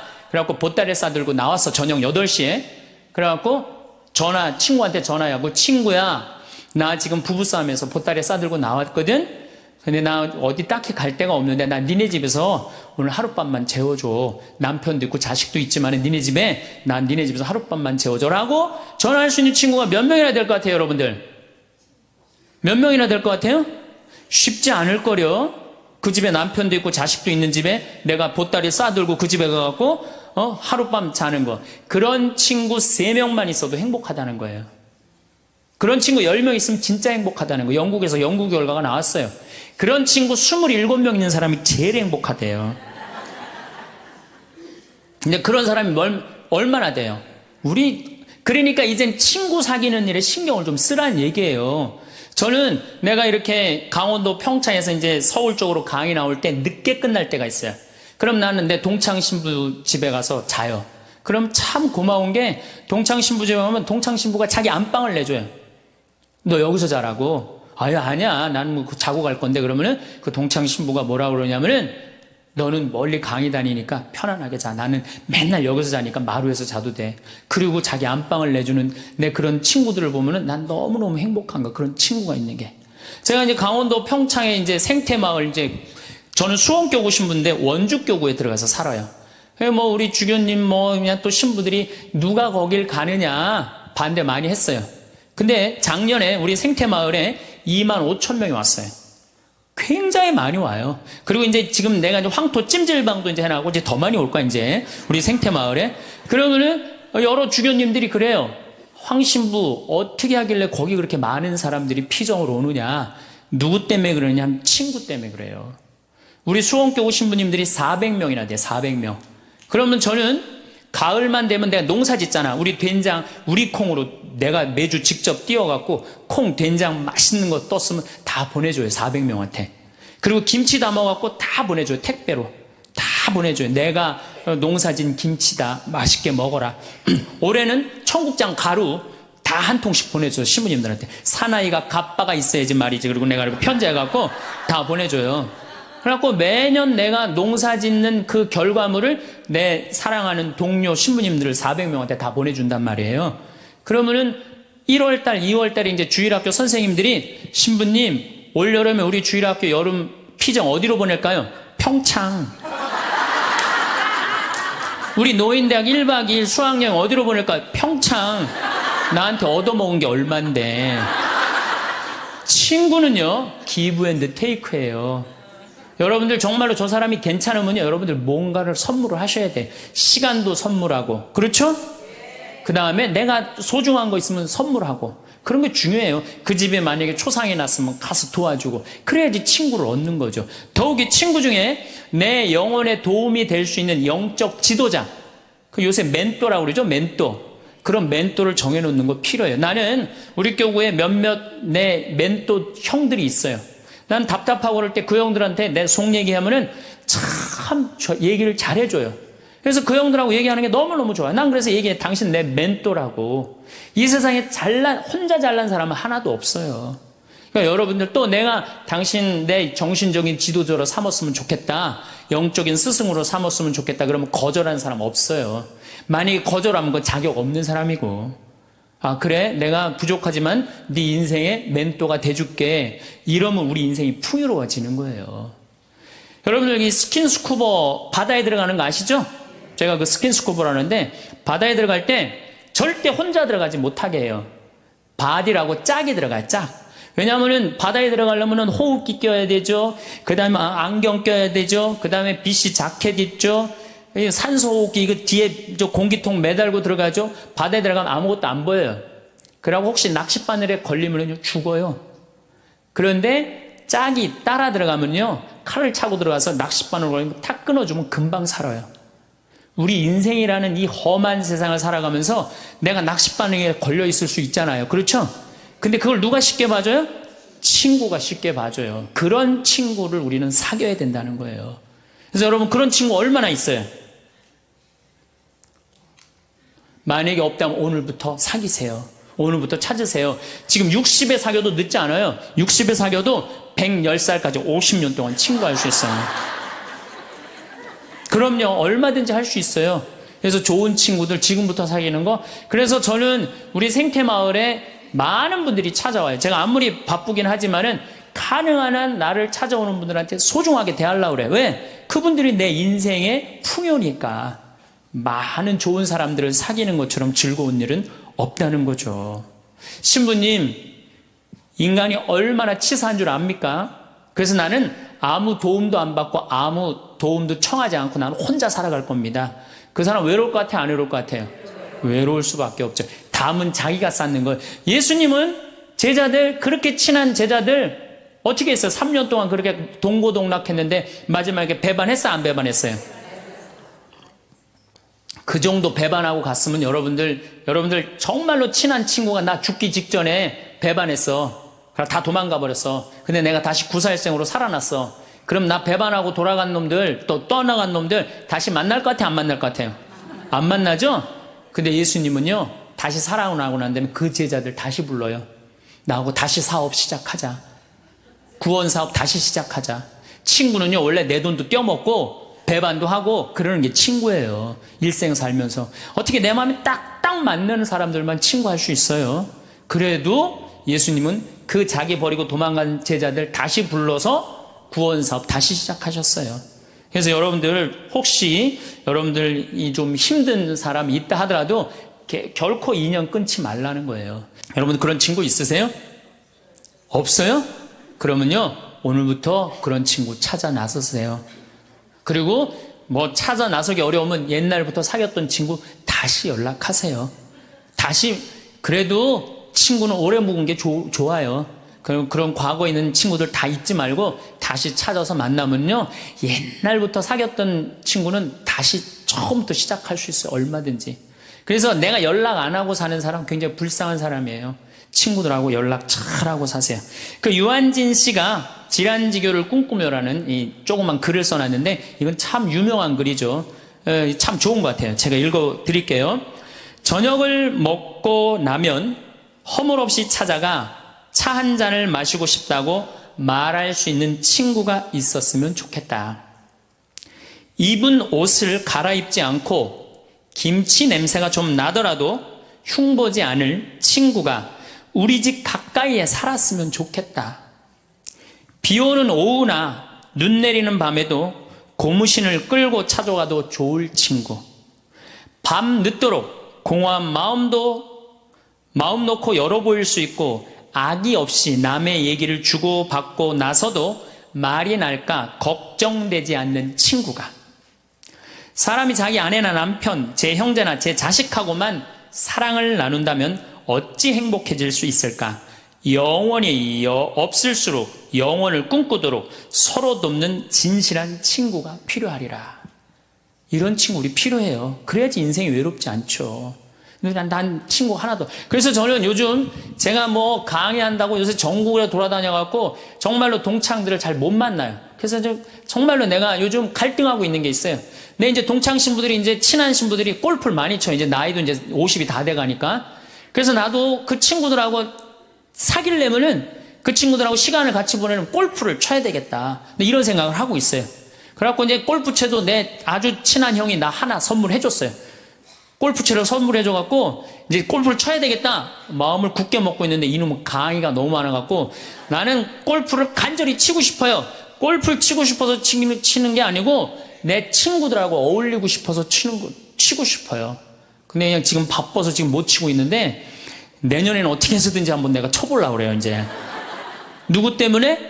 친구 때문에. 친구는요 그런 얘기 있죠. 나이를 먹으면 먹을수록 친구 돈으로도 사라는 거예요.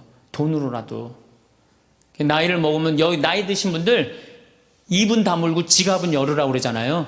그래갖고 젊은 사람들 친구 많이 사귀는 것도 중요한 거예요. 그냥 안 쓰고 그냥 가만히 뒷방에 그냥 끌어안아갖고 돈 많이 남겨놓으면요 자식들 서로 싸우기나 해요. 그러니까 여러분들 마음껏 쓰시다가 그리고 돌아가시는 게 훨씬 나은 거예요. 그렇다면 이제 첫 번째는 우리가 하느님한테 예수님 앞에 나설 때 외롭지 않아요. 두 번째는 친구가 중요해요. 친구를 많이 사귀어두세요. 세 번째는 내가 외롭기 싫으면요 봉사활동을 하세요. 여러분들 왜 나 찾아오는 사람 하나도 없지? 여러분들이 찾아가시면 되잖아요. 그렇죠? 중증 장애자들 시설에 가보세요. 여러분들 도움 필요한 사람들 참 많습니다. 고아원회를 가든지 양로원을 가든지 우리가 할 수 있는 일이 너무너무 많아요. 성당에서도 내가 집 밖에 안 나가면 외로울 수밖에 없어요. 단체에 가입을 하세요. 레지오 가입하면 얼마나 좋아요. 가갖고 거긴 봉사활동도 일주일에 1시간 2시간 나가게 돼 있잖아요. 의무적으로. 그거 얼마나 좋아요. 근데 이 레지오 갔는데 너무 마음에 안 들어. 그 단원들이. 그럼 옮기세요. 다른 레지오로. 거기서 괜히 머리 터지게 싸우지 말고. 다른 레지오로 옮겨요. 그 레지오도 갔는데 거기도 마음에 안 들어. 그러면 성가대로 옮겨버려요. 성가대로. 성가대 갔는데 거기도 사람들이 날 안 받아들이고 내가 왕따 당하는 것 같아. 그럼 연령회로 옮기세요. 연령회로. 연령회를 갔는데 거기도 마음에 안 들어. 그러면은 정신병원에 한번 가보세요. 정신병원에. 그거는 아주 심각한 문제가 있는 거니까. 하지만은 어쨌든 내가 어떤 단체에든 내가 가입을 하고 봉사활동을 하기 시작하면요 외로움은 훨씬 덜한 거예요. 내가 담을 쌓아놓고 내가 바깥에 나가지 않기 때문에 외로운 거지 우리 도움을 필요로 하는 사람들이 얼마나 많은데요. 그래서 세 번째, 외롭기 싫으면은 봉사활동을 하거나 단체에 가입을 해라. 네 번째, 외롭기 싫으면요 잘 놀아야 돼요. 참 중요한 겁니다. 잘 노르셔야 돼요. 하느님 6일 일하고 7일째 쉬셨어요? 안 쉬셨어요? 예수님 노는 거 참 좋아하신 분이에요. 예수님 항상 어울려 다니길 좋아하셨어요. 어울려 다니길. 항상 잔치집, 집집마다 그냥 돌아다니면서 그냥 잔치집마다 가서 축하해주고 혼인집에 가서 축하해주고 예수님 참 잘 노르셨어요. 그리고 예수님은 그 12제자 친구들하고 노는 걸 참 좋아하셨어요. 그러니까 우리가 노는 게 중요해요. 그래서 여러분들도 잘 노세요. 저는 내가 골프는 아침부터 저녁까지 시간을 버야 돼서 그렇지만 잠깐은 잘 놀아요. 전 뭐 야구장도 좋아하고 제가 지난번에 미국에 강의를 갔는데 그 바쁜 스케줄 중에서도 뉴욕에 강의를 갔는데 내가 거기서 부탁한 게 하나 있어요. 뭘 부탁했느냐면 뉴욕 양키즈 야구장 가고 싶다고. 그래서 아예 한국에서 떠나기 전에 예약을 미리 해놨어요. 그래갖고 뉴욕 양키즈 그 강의 끝나고 가서 야구 구경했어요. 근데 그날 마침 박찬호 선수가 공 던지러 나왔더라고요. 그래서 내가 그거 보고 사인볼도 받아왔다니까요. 그 바쁜 와중에도. 그래서 저는 스킨스쿠버 하죠. 볼링 하죠. 야구장 구경 가는 거 좋아하죠. 바빠요. 노느냐고 바빠요. 외로울 시간이 어디 있어요. 그러니까 여러분들도 제발 많이 놀 수 있는 걸 찾으세요. 신부님 무슨 돈으로? 애 휴학시키고 그 돈 가지고 놀아요. 괜히 그냥 애 그냥 그냥 힘들게 그냥 공부도 못하는 거 그냥 대학 나와도 취직도 안 되는 대학 괜히 돈 쏟아붓지 말고 그 돈 가지고 애하고 여행이나 다니는 게 훨씬 나을 수도 있어요. 어떻게 보면은. 그래서 잘 놀아라. 5번째, 우리가 외롭기 싫으면 수다를 떨어라. 수다. 말을 하고 살아야 돼요. 근데 우리는 말 못하게 하잖아요. 침묵은 금이다. 그러죠? 근데 제가 오늘 이 말을 바꿀게요.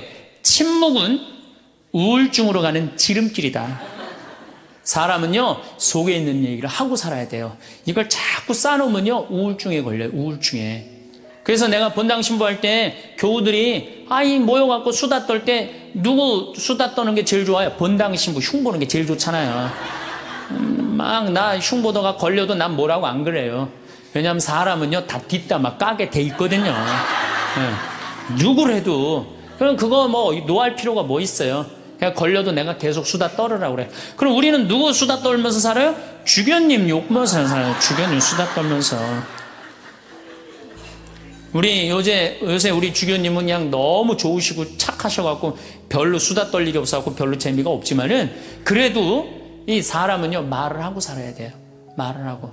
그래서 그러니까 친구가 중요한 거, 수다 떨 친구가 중요한 거죠. 내가 이렇게 우리 교구 신부들 연수회 가면은 참 얘기하는 게 즐거워요. 신부들하고 같이. 그 같은 생각을 가지고 같은 삶을 지향하는 사제들하고 수다 떠는 게 얼마나 즐거워요. 그래서 여러분들도 여러분들하고 같은 생각을 가지고 있는 사람들하고 뭘 해라? 수다를 떨어라. 수다를 떨어라. 6번째, 외롭기 싫으면 공부하세요. 외롭기 싫으면 공부하세요. 저는 요즘 하는 영어 외우는 거 공부를 해요. 재밌어요. 혼자 있으면은 토익, 토플 그냥 나는 아까 말씀드렸지 난 학교를 안 다녀갖고 영어를 잘 못해요. 지금 이 나이에 먹어갖고 영어 공부하는 재밌더라고요. 아주 시간 가는 줄 몰라요. 하루에 1-2시간 금방금방 지나가요. 여러분들도 한자, 삼천자 그거 1급, 2급, 3급, 4급, 5급 시험 있다며요. 그래갖고 삼천자 지금 공부하면은 그거 1-2달 금방금방 가요. 외로울 시간이 어딨어. 꼭 아무것도 안 하는 사람들이 외롭다는 거 가만히 있으면서 외롭다고 그래요. 그 다음에 7번째, 외로우면은요, 운동하세요. 운동. 헬스 1시간 하면요, 시간 금방 가요. 수영 1시간 해도 시간 금방 가요. 저는 요즘은 이제 조금 하여튼 건강에 문제가 있어갖고 그 가격한 건 못하는데 내 방에서 이제 자전거 타요. 자전거. 특히 산에 다니는 건 참 좋은 것 같아요. 산에. 산이야말로 이제 제가 좀 이따 말씀드리겠지만 우리를 자유롭게 해주는 공간이에요. 우리나라도 요즘 또 둘레길, 올레길, 길을 얼마나 잘 만들어 놨어요. 그런데 돌아다니기만 해도 시간 충분하죠. 거기다가 친구. 만약에 친구 없으면 묵주 들고 다니면 되잖아요. 네? 묵주 들고 다니면 되잖아요. 그 외로울 시간이 어디 있어요. 8번째, 외롭기 싫으면은 웃어라. 웃음은 제가 보기에는 우리 인생을 타파하는, 어려움을 타파하는 가장 좋은 약입니다. 여러분들 막 웃을 때 아이고 배야 그러고 웃을 때 많죠. 아이고 배야 막 배를 움켜쥐고 웃을 때 장이 움직인대요. 그럼 그 장이요, 장약 100번 먹는 것보다 낫다는 거예요. 여러분도 아까 오전에 제 강의 들으면서 많이 웃었죠? 배고팠어? 안 배고팠어요? 배고팠죠? 그만큼 웃는 게 좋은 거예요. 성모님은요, 내 영혼이 주님을 찬송하며 내 마음, 주님 생각, 내 마음 기뻐 뛰노나이다. 항상 기쁨이 중요한 거예요. 그러니까 웃으면 행복해지게 돼 있어요. 그런데 제가 어딜 강의를 다녀도 내 강의에 안 웃는 사람이 있어요. 인상 딱 쓰고 2시간 내내. 그분은 외로운 거예요. 외로운 거예요. 여러분들 주위에 이렇게 친구들 중에 대화하는데 안 웃고 인상 딱 구기고 가만히 있는 친구 보면 나중에 그 친구 딱 나타나면 어떻게 해요? 전부 다 흩어져요. 흩어지고 그 친구 5m 옆으로 다 떠나요. 그리고 다시 그 친구를 빼고 무리가 형성이 돼요. 무슨 얘기냐? 여러분들이 다른 사람한테 마음을 열고 반짝반짝 웃어줄 때 여러분들 행복할 수 있다는 거예요. 제가 예수 마음 피정이라는 걸 한번 가봤는데 참 좋더라고요. 여러분들도 그런 피정도 지금 저쪽 어디 일산 쪽에서 그런 피정이 있거든요. 우리나라에 좋은 피정들 주보에 보면 얼마나 많이 나와요. 그렇죠? 그러면 야 영혼아 너 30년 40년 동안 너무너무 힘들게 살았으니까 내가 너 이번에 피정 시켜줄게. 가자. 그래갖고 등록하세요. 그래서 갔다 오세요. 우리 생태마을도 생태피정이라는 게 있어요. 그래갖고 모종 내도 보고, 예, 오이도 따보고, 그런 피정. 그럼 그런 거 딱 찾아갖고, 그런데 피정 2박 3일 동안 자연 안에서 머무르고, 자기한테 투자하세요. 신부님 무슨 돈으로? 휴학시키면 됩니다.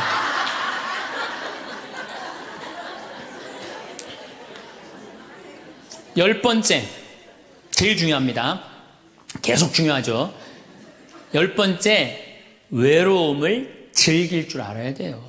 그렇게 온갖 행동을 다 해도 인간은 어쩔 수 없이 혼자예요. 어쩔 수 없이.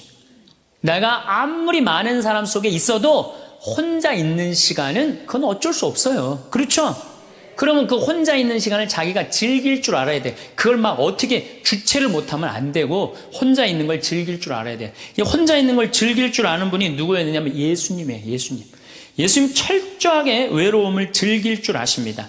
예수님 구원사업 시작하기 전에 40일 동안 단식하세요. 광야에 나가갖고. 혼자. 40일 동안. 그래서 여러분들도 이제 한 60년 이렇게 애썼으면은 40일 동안 보따리 싸들고 어디? 광야에 가갖고 탁 좀 자기가 혼자 머무를 줄 알아야 돼. 자기 여행도 가고. 아니면은 그 각 수도원이나 뭐 피정집들 많잖아요. 그런 데 가갖고 혼자 내가 이제까지 살아온 거 한번 쭉 글 쓰면서 내가 이제까지 태어나서 지금까지 아팠던 일, 즐거웠던 일, 행복했던 일 쫙 적어보고 앞으로 또 한 3, 40년 또 남아있는 인생 어떻게 살 거냐, 뭘 하고 싶어. 요즘 뭐 텔레비전에 뭐 남자가 죽기 전에 뭐 해야 될 101가지 뭐 이런 게 있잖아요. 그럼 나는 내 인생에 남은 건 뭘 할 건가? 혼자 그런 시간을 가져야 된다. 예수님은 구원사업 시작하기 전에 바로 40일 동안을 혼자 머무르셨다는 거예요. 그리고 예수님 마르코복음 1장에 보면 전도여행 시작하기 전에 예수님 혼자 계세요. 다음날 새벽 아침 캄캄할 때 예수님께서는 일어나 외딴 곳으로 나가셔 그곳에서 기도하셨다. 구원사업 시작하기 전에 예수님이 하시는 건 뭐야? 조용히 일찍 일어나갖고 외딴 곳에 가서 기도하시는 거예요. 혼자 머무르는 걸 두려워하지 않으셨다는 거예요. 그러니까 여러분들도 혼자 있는 시간을 두려워하실 필요 하나가 없어요. 예수님은 굉장히 고독하셨어요. 그러나 그 고독을 이겨내는 방법을 아셨죠. 예수님은 제자들을 뽑으실 때도 루카복음 6장 12절에 그 무렵 예수님께서는 기도하시려고 산으로 나가시어 밤을 새우며 하느님께 기도하셨다. 그리고 날이 새자 제자들을 부르시어 그들 가운데 12를 뽑으셨다. 이 제자들 뽑는 일 정말로 예수님 인생에 중요한 거였거든요. 그렇게 중요한 예수님이 정말로 제자들 뽑으면 밤을 새워서 기도했다는, 밤을 새워서. 여러분들 밤 새워서 기도하신 적이 얼마나 되세요? 요즘 밤샘 기도 많잖아요. 여기 동성고등학교도 있고 저 삼성산에도 있고. 그럼 가갖고 좀 한 번쯤은 그런 시간을 좀 가질 필요가 있지 않느냐. 그래서 혼자 머무르는 걸 두려워하지 마시고 혼자 머무르는 걸 즐길 줄 알아야 된다는 얘기죠. 우리 주님께서 그렇게 하셨잖아요. 우리 주님께서. 그리고 예수님 마태복음 5장에 5천 명을 먹이신 대단한 기적을 하세요. 예. 하지만 기적 후 예수님은 군중을 돌려보내신 뒤 예수님께서는 따로 기도하시려고 산에 오르셨다. 그리고 저녁때가 되었는데도 혼자 거기에 계셨다. 저녁때가 돼도 어디 머무르는 걸 좋아하셨어요? 산에 머무르는 걸 좋아하셨다는 거예요. 그래서 여러분들 가능하면 산에 많이 다니세요. 돛 닦는 사람들은 산에 가서 닦는 거 원래. 돛 닦는 사람들은. 그래서 우리 절은 다 어디가 있어요? 산에 있잖아요. 돛 닦는 거. 근데 꼭 여러분들은 뭐 산에 들어갈 수는 없으니까 매일 산에 오르시는 거. 시간 많잖아요. 우리 할머니들 했던 뭐해? 아무것도 할 일 없죠?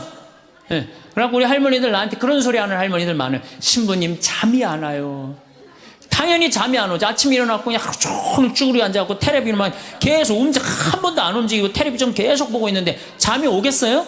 저녁에 잠이 안 오는 거. 움직이라는 거예요. 산에 가서.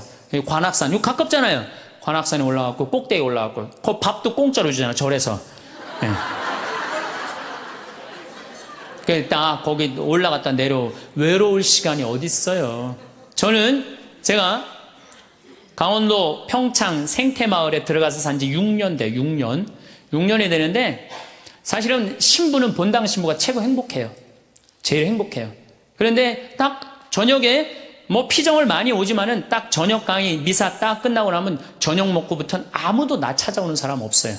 본당 신부는 저녁에 사목회도 있고 무슨 주일학교들 교사들 뭐 자기 뭐 상담 혼인 상담 뭐 또 이제 장례도 나면 그냥 초상집도 가고 아유 저녁에 외로울 시간은 어디 있어요. 근데 저는 이제 그런 게 아무것도 없으니까 해가 지고 나면요 아무도 날 찾아오는 사람이 없어요. 그리고 우리 생태마을은 불빛이 없어요. 갖고 해가 딱 지면은요 깜깜해갖고 여기 바깥에 우리 생태마을을 산책을 하려도 산책을 할 수가 없어. 내 다리가 보여야지 산책을 할 거 아니야. 내 다리가 보여야지. 그래갖고 그냥 저녁에 해만 지면 내 방에 딱 있는 거예요.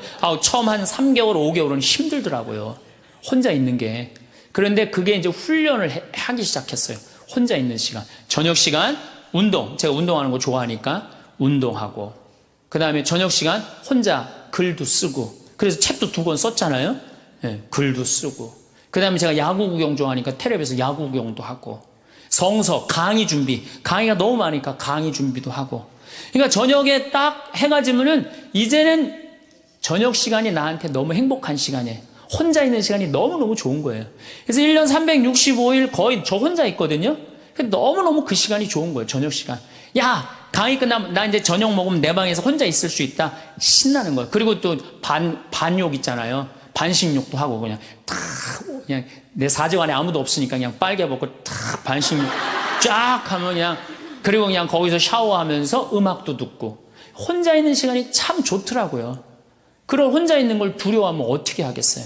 우리 인간은 어차피 혼자인데 어차피 혼자 살아가는 존재고 거기서 내가 고독을 즐길 줄 알고 고독을 통해서 새로운 에너지를 얻을 수 있는 그런 훈련이 돼야 된다는 거죠. 그래서 여러분들도 이 세상에 결국 나 혼자라는 생각 들 때 그때가 여러분들이 성장할 수 있는 좋은 시간이에요. 인간은 어차피 외롭거든요. 그 외로움을 잘 극복해가는 게 인간이 성숙해가는 거예요. 그래서 제가 말한 대로 외로움을 극복하느냐고 하느님도 친구도 공부도 그 다음에 여러 가지 취미활동도 봉사활동도 하다 보면 존재의 충만함을 느껴요. 내 존재가 충만하다. 내 존재가 풍요롭다. 그런 걸 느끼는 사람은 점점 삶의 가치가 올라가는 거죠. 그리고 삶의 가치가 올라가는 사람들은요. 기쁨이 흘러 넘쳐요. 그러면 하느님 굳이 뭐 말 안 해도 하느님하고 함께 살 수 있을 거예요. 그래서 여러분들은 결코 예수님이 여러분들을 찾아오신 이유가 있어요. 여러분들 너무 힘들고 어려운 이 세상에 내던져 놓고 난 다음에 마음이 안 된 거예요. 그래갖고 오신 거예요. 그래서 예수님이 여러분들 벗대주시고 여러분들 마음속에서 딸아 내가 너 사랑한다. 내가 네 발을 씻어주마. 그리고 내가 너를 위해서 십자가에 목숨까지 바쳤으니 온전히 사랑하는 나를 믿고 너희들은 행복하게 살아라. 그런 분이 바로 예수님이에요. 그래서 여러분들 외로움을 잘 극복하셔서 늘 즐겁고 행복하고 하느님께 영광 찬미 드리는 그런 하느님의 아들 딸들 되시기를 바랍니다. 성공한 사람들을 보면 크게 두 부류로 나뉘는 걸 알 수 있습니다. 하나는 자신이 성공했다고 여기저기 떠벌리고 다니는 사람들, 그리고 또 하나는 조용히 아무 말 없이 자기 삶을 사는 사람들입니다. 우리는 흔히 성공을 하면 자연스럽게 자랑하고 싶어질 거라고 생각하죠. 좋은 차를 사고 비싼 시계를 차고 SNS에 멋진 사진을 올리고 싶을 겁니다. 왜냐하면 그렇게 하면 남들이 나를 더 인정해 줄 거라고 믿으니까요. 하지만 현실은 그렇지 않습니다. 오히려 진짜 성공한 사람들은 그렇게 행동하지 않습니다. 왜냐하면 보여줄 필요가 없기 때문입니다. 돈이 많다고 높은 자리에 있다고 유명하다고 해서 굳이 그걸 드러낼 필요는 없습니다. 그걸 아는 사람들은 이미 알고 있고 모르는 사람들은 알 필요가 없죠. 그런데도 굳이나 성공했다고 떠드는 사람들이 있습니다. 그런 사람들은 왜 그럴까요? 간단합니다. 그 사람들은 사실 그렇게까지 성공한 게 아니기 때문입니다. 우리는 종종 SNS에서 성공한 사람들을 봅니다.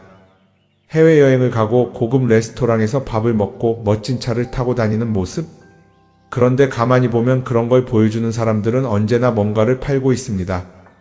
강의를 팔든 자기 브랜드를 홍보하든 아니면 단순히 자기 자존감을 유지하려고 하든 간에 결국 목적이 있는 거죠. 진짜 부자들은 그렇게 하지 않습니다. 오히려 조용히 아무도 모르게 자기 일을 합니다. 왜냐하면 자랑해서 얻을 게 없기 때문입니다. 오히려 괜히 잘난 척했다가 사람들에게 이용당하거나 시기와 질투를 받거나 쓸데없는 오해를 사는 게 더 피곤합니다. 이건 단순한 돈 이야기가 아닙니다. 사회적인 성공을 이룬 사람들도 마찬가지입니다. 진짜 실력 있는 사람들은 자기 실력을 굳이 떠벌리지 않습니다. 왜냐하면 그럴 필요가 없으니까요. 자기 분야에서 최고라면 사람들이 먼저 알아서 찾아옵니다. 반대로 실력이 부족한 사람일수록 자기를 포장하려고 애씁니다. 우리가 흔히 듣는 말이 있죠. 빈수레가 요란하다. 이 말이 괜히 있는 게 아닙니다. 정말 내실이 있는 사람들은 굳이 시끄럽게 굴지 않습니다. 반대로 겉만 번지르르한 사람들은 자기가 얼마나 대단한지 떠들고 다닙니다. 이걸 좀 더 현실적인 예로 들어볼까요? 동창회에 나가면 꼭 이런 사람이 있습니다. 옛날에는 별거 아니었는데 갑자기 잘 됐다고 나타나서 자기가 얼마나 성공했는지 자랑하는 사람. 처음에는 다들 와 대단하다 하고 들어주지만 시간이 지나면 어떨까요? 대부분 속으로 이렇게 생각할 겁니다. 저 사람 뭐 저렇게까지 티를 내? 결국 그런 사람은 점점 멀어지게 됩니다. 반면에 정말 성공한 사람들은 조용합니다. 굳이 자기가 어떻게 살고 있는지 설명하지 않죠. 그런 사람들은 오히려 주변에서 먼저 알아보고 자연스럽게 존경을 받습니다. 그게 진짜 성공입니다. 그럼 우리는 어떻게 해야 할까요? 내가 뭔가를 이루었을 때 굳이 남들에게 알릴 필요가 있을까요? 물론 가까운 사람들에게 좋은 소식을 전하는 건 좋습니다. 하지만 굳이 모든 사람들에게 나 이렇게 잘 살고 있어요 하고 알릴 필요는 없습니다. 그런 행동은 결국 나에게 득이 되지 않습니다. 성공이라는 건 원래 조용한 겁니다. 내가 잘 되고 있으면 주변 사람들이 자연스럽게 알게 됩니다. 굳이 내가 말하지 않아도 내 행동과 태도에서 묻어나오게 되어 있습니다. 그러니 굳이 보여주려고 애쓰지 마세요. 오히려 그게 더 진짜 성공한 사람의 태도입니다. 사람은 사회적 동물이라고 하잖아요. 혼자 살아갈 수 없고 결국 사람과의 관계 속에서 기쁨도 얻고 때로는 상처도 받습니다. 그런데 한 가지 생각해 볼 게 있어요. 우리가 정말 인간관계가 필요해서 맺고 있는 걸까요? 아니면 그냥 그래야 한다고 배워서 어쩔 수 없이 유지하고 있는 걸까요? 어릴 땐 친구 많으면 좋다고 하죠. 사회생활에서도 인맥이 중요하다는 말을 많이 합니다. 그런데 정작 주변을 보면요. 인간관계가 넓은 사람일수록 스트레스를 더 많이 받아요. 전화벨이 울릴 때마다 이번엔 또 무슨 부탁일까 싶고 단체 채팅방에서 메시지가 올 때마다 이걸 또 어떻게 대답해야 하나 고민하죠. 관계가 많아질수록 책임과 피로도 함께 늘어나는 겁니다. 어떤 사람들은 인간관계를 줄이면 외롭지 않겠냐고 해요. 그런데 가만히 생각해보면 진짜 외로움을 느끼는 순간이 언제인지 아세요? 오히려 불필요한 인간관계 속에 있을 때입니다. 같이 밥을 먹고 얘기를 나누는데도 뭔가 허전하고 대화가 컥 돌고 속마음을 나누지도 못할 때, 그럴 때 우리가 더 외롭다고 느끼죠. 그렇다고 당장 인간관계를 다 끊어버릴 순 없겠죠. 하지만 적어도 내가 정말 소중하게 여겨야 할 관계와 그냥 관성적으로 유지하는 관계는 구분할 필요가 있습니다. 예를 들어 매번 나한테 부탁만 하고 정작 내가 어려울 땐 연락 한 번 없는 사람. 내가 실수하면 뒷담화를 하면서 내 앞에서는 웃는 사람. 이런 관계를 굳이 계속 이어갈 이유가 있을까요? 가끔은 이런 경험도 있을 거예요. 우연히 어떤 사람과 친해졌는데 만난 지 얼마 되지도 않았는데 너무 많은 걸 털어놓는 사람들 있죠. 자기 속사정부터 가족 문제, 직장 고민까지 쏟아내는 사람들. 이런 경우 두 가지의 가능성이 큽니다. 하나는 그냥 감정적으로 의존할 사람이 필요해서일 수도 있고 또 하나는 내가 믿을 만한 사람인지 떠보는 걸 수도 있어요. 어떤 경우든 이런 관계는 오래가기 어렵습니다. 사실 친밀함이라는 건 시간이 필요한 법이에요. 적당한 거리를 두고 천천히 서로를 알아가야 하는데 초반부터 급격하게 가까워진 관계는 쉽게 무너지는 경우가 많습니다.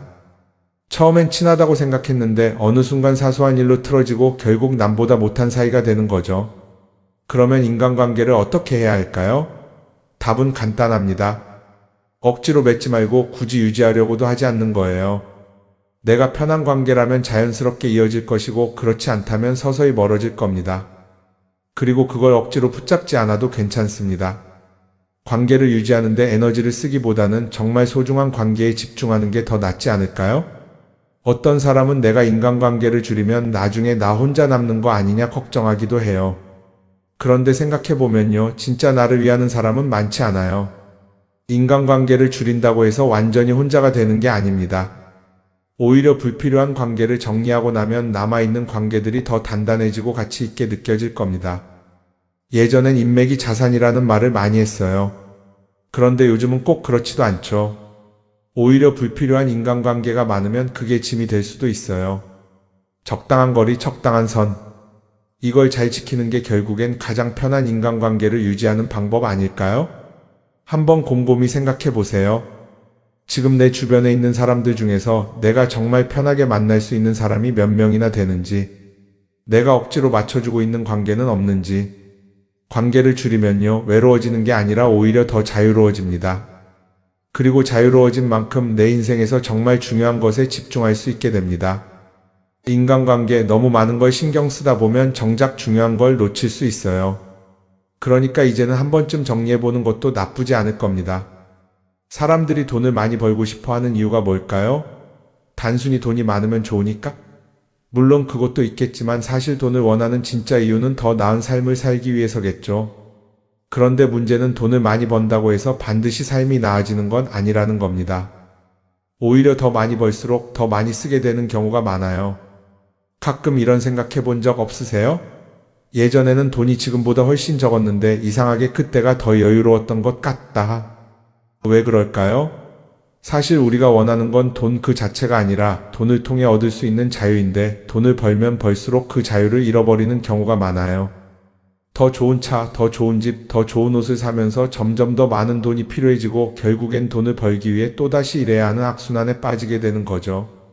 한번 생각해 봅시다. 우리가 정말 필요해서 뭔가를 사는 경우가 얼마나 될까요? 필요해서라기보다는 남들이 가지고 있으니까, 없어 보이기 싫으니까, 혹은 그냥 기분 전환을 위해서 소비하는 경우가 훨씬 많아요. 그리고 그런 소비를 할 때마다 스스로 이렇게 합리화를 하죠.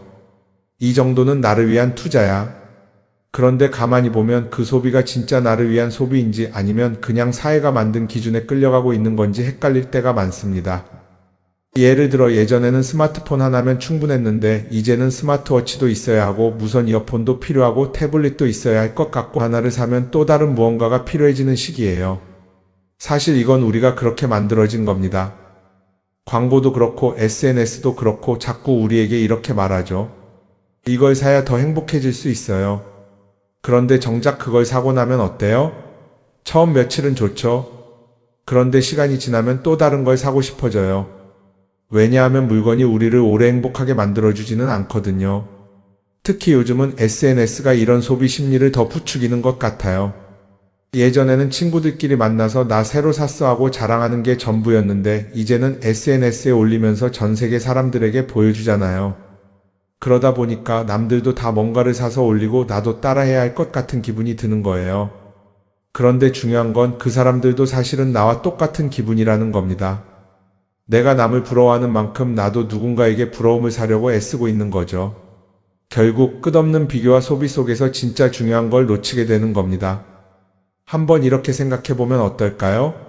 만약 내가 지금부터 딱 1년 동안 불필요한 소비를 하지 않는다면 내 삶이 어떻게 변할까? 아마 처음에는 답답할 수도 있어요. 사고 싶었던 걸 참아야 하니까. 그런데 그걸 몇 번 참고 나면 어느 순간 깨닫게 될 겁니다. 내가 굳이 이걸 안 사도 괜찮네? 그렇게 불필요한 소비가 줄어들면 자연스럽게 돈이 쌓이겠죠. 그런데 돈이 쌓이는 것보다 더 중요한 게 있어요. 바로 마음의 여유가 생긴다는 겁니다.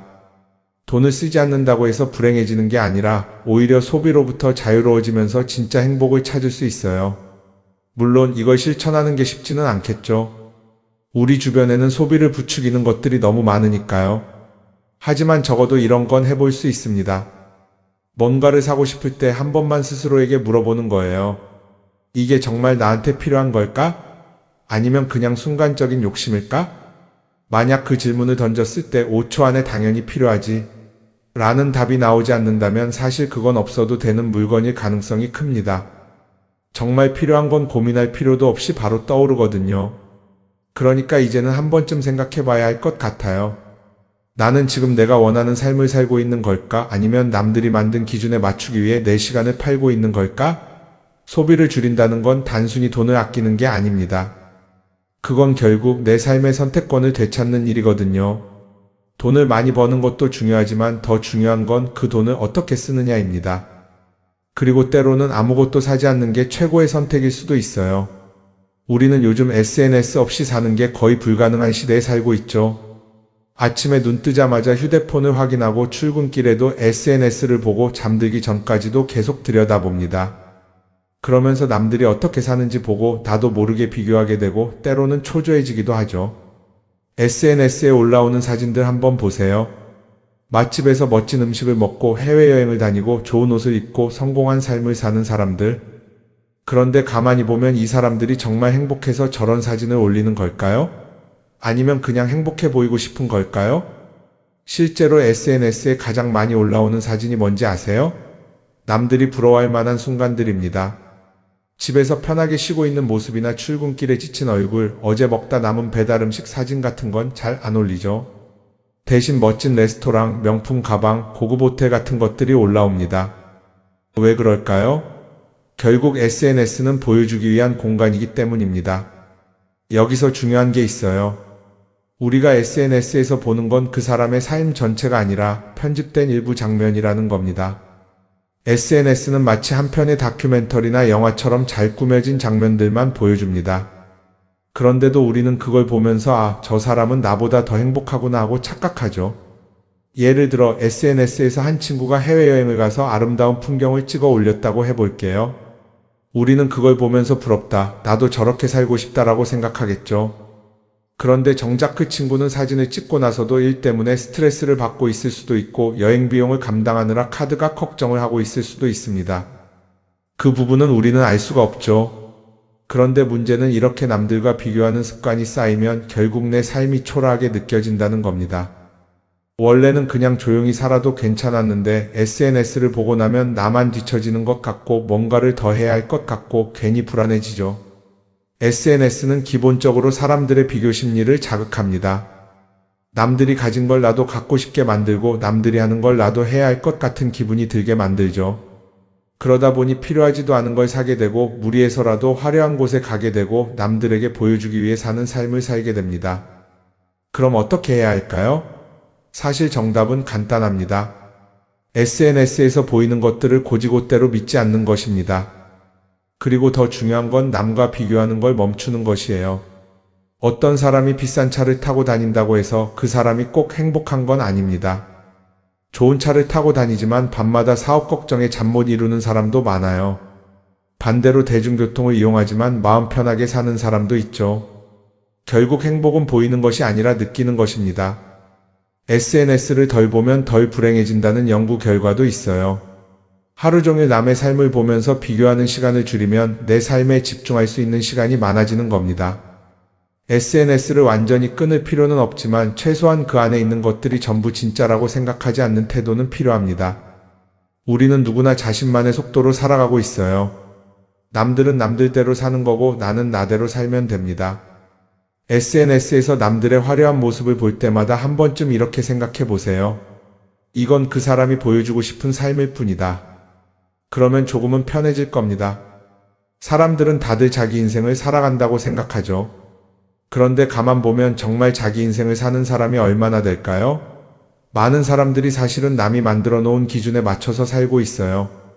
좋은 대학, 좋은 직장, 좋은 차, 좋은 집. 다들 이런 걸 목표로 삼지만 정작 내가 원하는 삶이 뭔지 깊이 생각해 본 적이 없는 경우가 많아요. 이건 어릴 때부터 교육받아온 방식과도 관련이 있어요.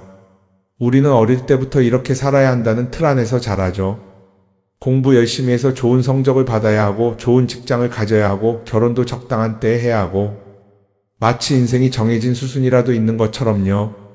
그러다 보니 나 스스로 정말 원하는 걸 고민하기보다는 그냥 남들이 정해놓은 목표를 따라가게 돼요. 그런데 이렇게 남의 기준에 맞춰서 살다 보면 어느 순간 공허함을 느끼게 됩니다. 이게 정말 내가 원했던 삶인가? 하는 의문이 들 때가 오죠. 어릴 땐 성적이 목표였고 사회에 나와서는 연봉이 목표였고 결혼하고 나서는 아이 교육이 목표였는데 그 목표를 이루고 나면 허무한 거예요. 계속 뭔가를 이루긴 했는데 정작 나는 어디에 있는지 모르겠는 거죠. 진짜 중요한 건 내가 원하는 게 뭔지를 아는 것이에요. 그런데 이게 쉽지 않죠. 오랫동안 남의 기준대로 살아왔기 때문에 막상 내가 정말 원하는 게 뭐지?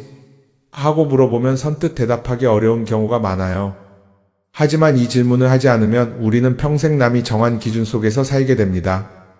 그럼 어떻게 해야 할까요? 첫 번째로 필요한 건 내가 왜 이런 생각을 하게 됐는지 스스로 점검하는 거예요. 예를 들어 내가 비싼 차를 사고 싶다고 생각한다면 그게 정말 내 필요 때문인지 아니면 남들에게 잘 보이기 위해서인지 한번 따져봐야 해요. 만약 남들이 나를 어떻게 볼까 하는 게 더 중요하다면 그건 내 기준이 아니라 사회가 만들어 놓은 기준일 가능성이 큽니다. 두 번째는 다른 사람의 의견에 휘둘리지 않는 연습을 하는 거예요. 우리는 살아가면서 끊임없이 남들의 평가를 받죠. 그 나이에 그런 걸 시작한다고? 지금 그게 가능하겠어? 이런 말들이 우리를 흔들어 놓습니다. 그런데 그런 말에 신경 쓰다 보면 결국 아무것도 하지 못하게 돼요. 중요한 건 남들이 뭐라고 하든 내가 결정하는 거예요. 물론 남의 조언을 들을 수도 있고 참고할 수도 있죠. 하지만 최종 결정은 항상 내 몫이어야 합니다. 내가 결정하고 내가 책임지는 거. 그렇게 해야 내 삶을 온전히 내 것으로 만들 수 있어요. 세 번째는 내가 한 선택에 책임지는 자세를 가지는 거예요. 많은 사람들이 무언가를 선택하고 나서도 후회하죠. 괜히 이걸 했나? 이 선택이 잘못된 건 아닐까? 그런데 한 가지 확실한 건 후회한다고 해서 과거가 바뀌지는 않는다는 거예요. 내가 한 선택이라면 그 선택이 틀렸다고 해도 받아들이고 그 안에서 최선을 다하는 게 더 중요해요. 이렇게 말하면 그럼 실수하면 어떡하죠? 라고 걱정하는 분들도 있을 거예요. 하지만 생각해보면 우리가 실수를 두려워하는 이유도 결국 남의 시선 때문이에요.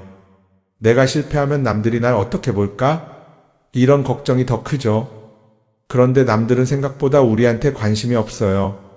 우리가 성공하든 실패하든 남들은 자기 삶을 사느라 바빠요. 그러니까 내 인생의 주인은 결국 나 자신이라는 걸 명확히 할 필요가 있어요. 내 선택을 하고 그 선택에 책임지면서 남이 아니라 나에게 맞는 길을 찾는 것. 그게 진짜로 내 삶을 살아가는 방법이 아닐까요? 어쩌면 우리는 너무 오랫동안 이렇게 살아야 한다는 틀 속에 갇혀 있었는지도 모릅니다. 하지만 이제는 한 번쯤 생각해 봐야 합니다. 나는 진짜 내 삶을 살고 있는가? 그리고 만약 아니라면 지금부터라도 조금씩 바꿔보면 어떨까요?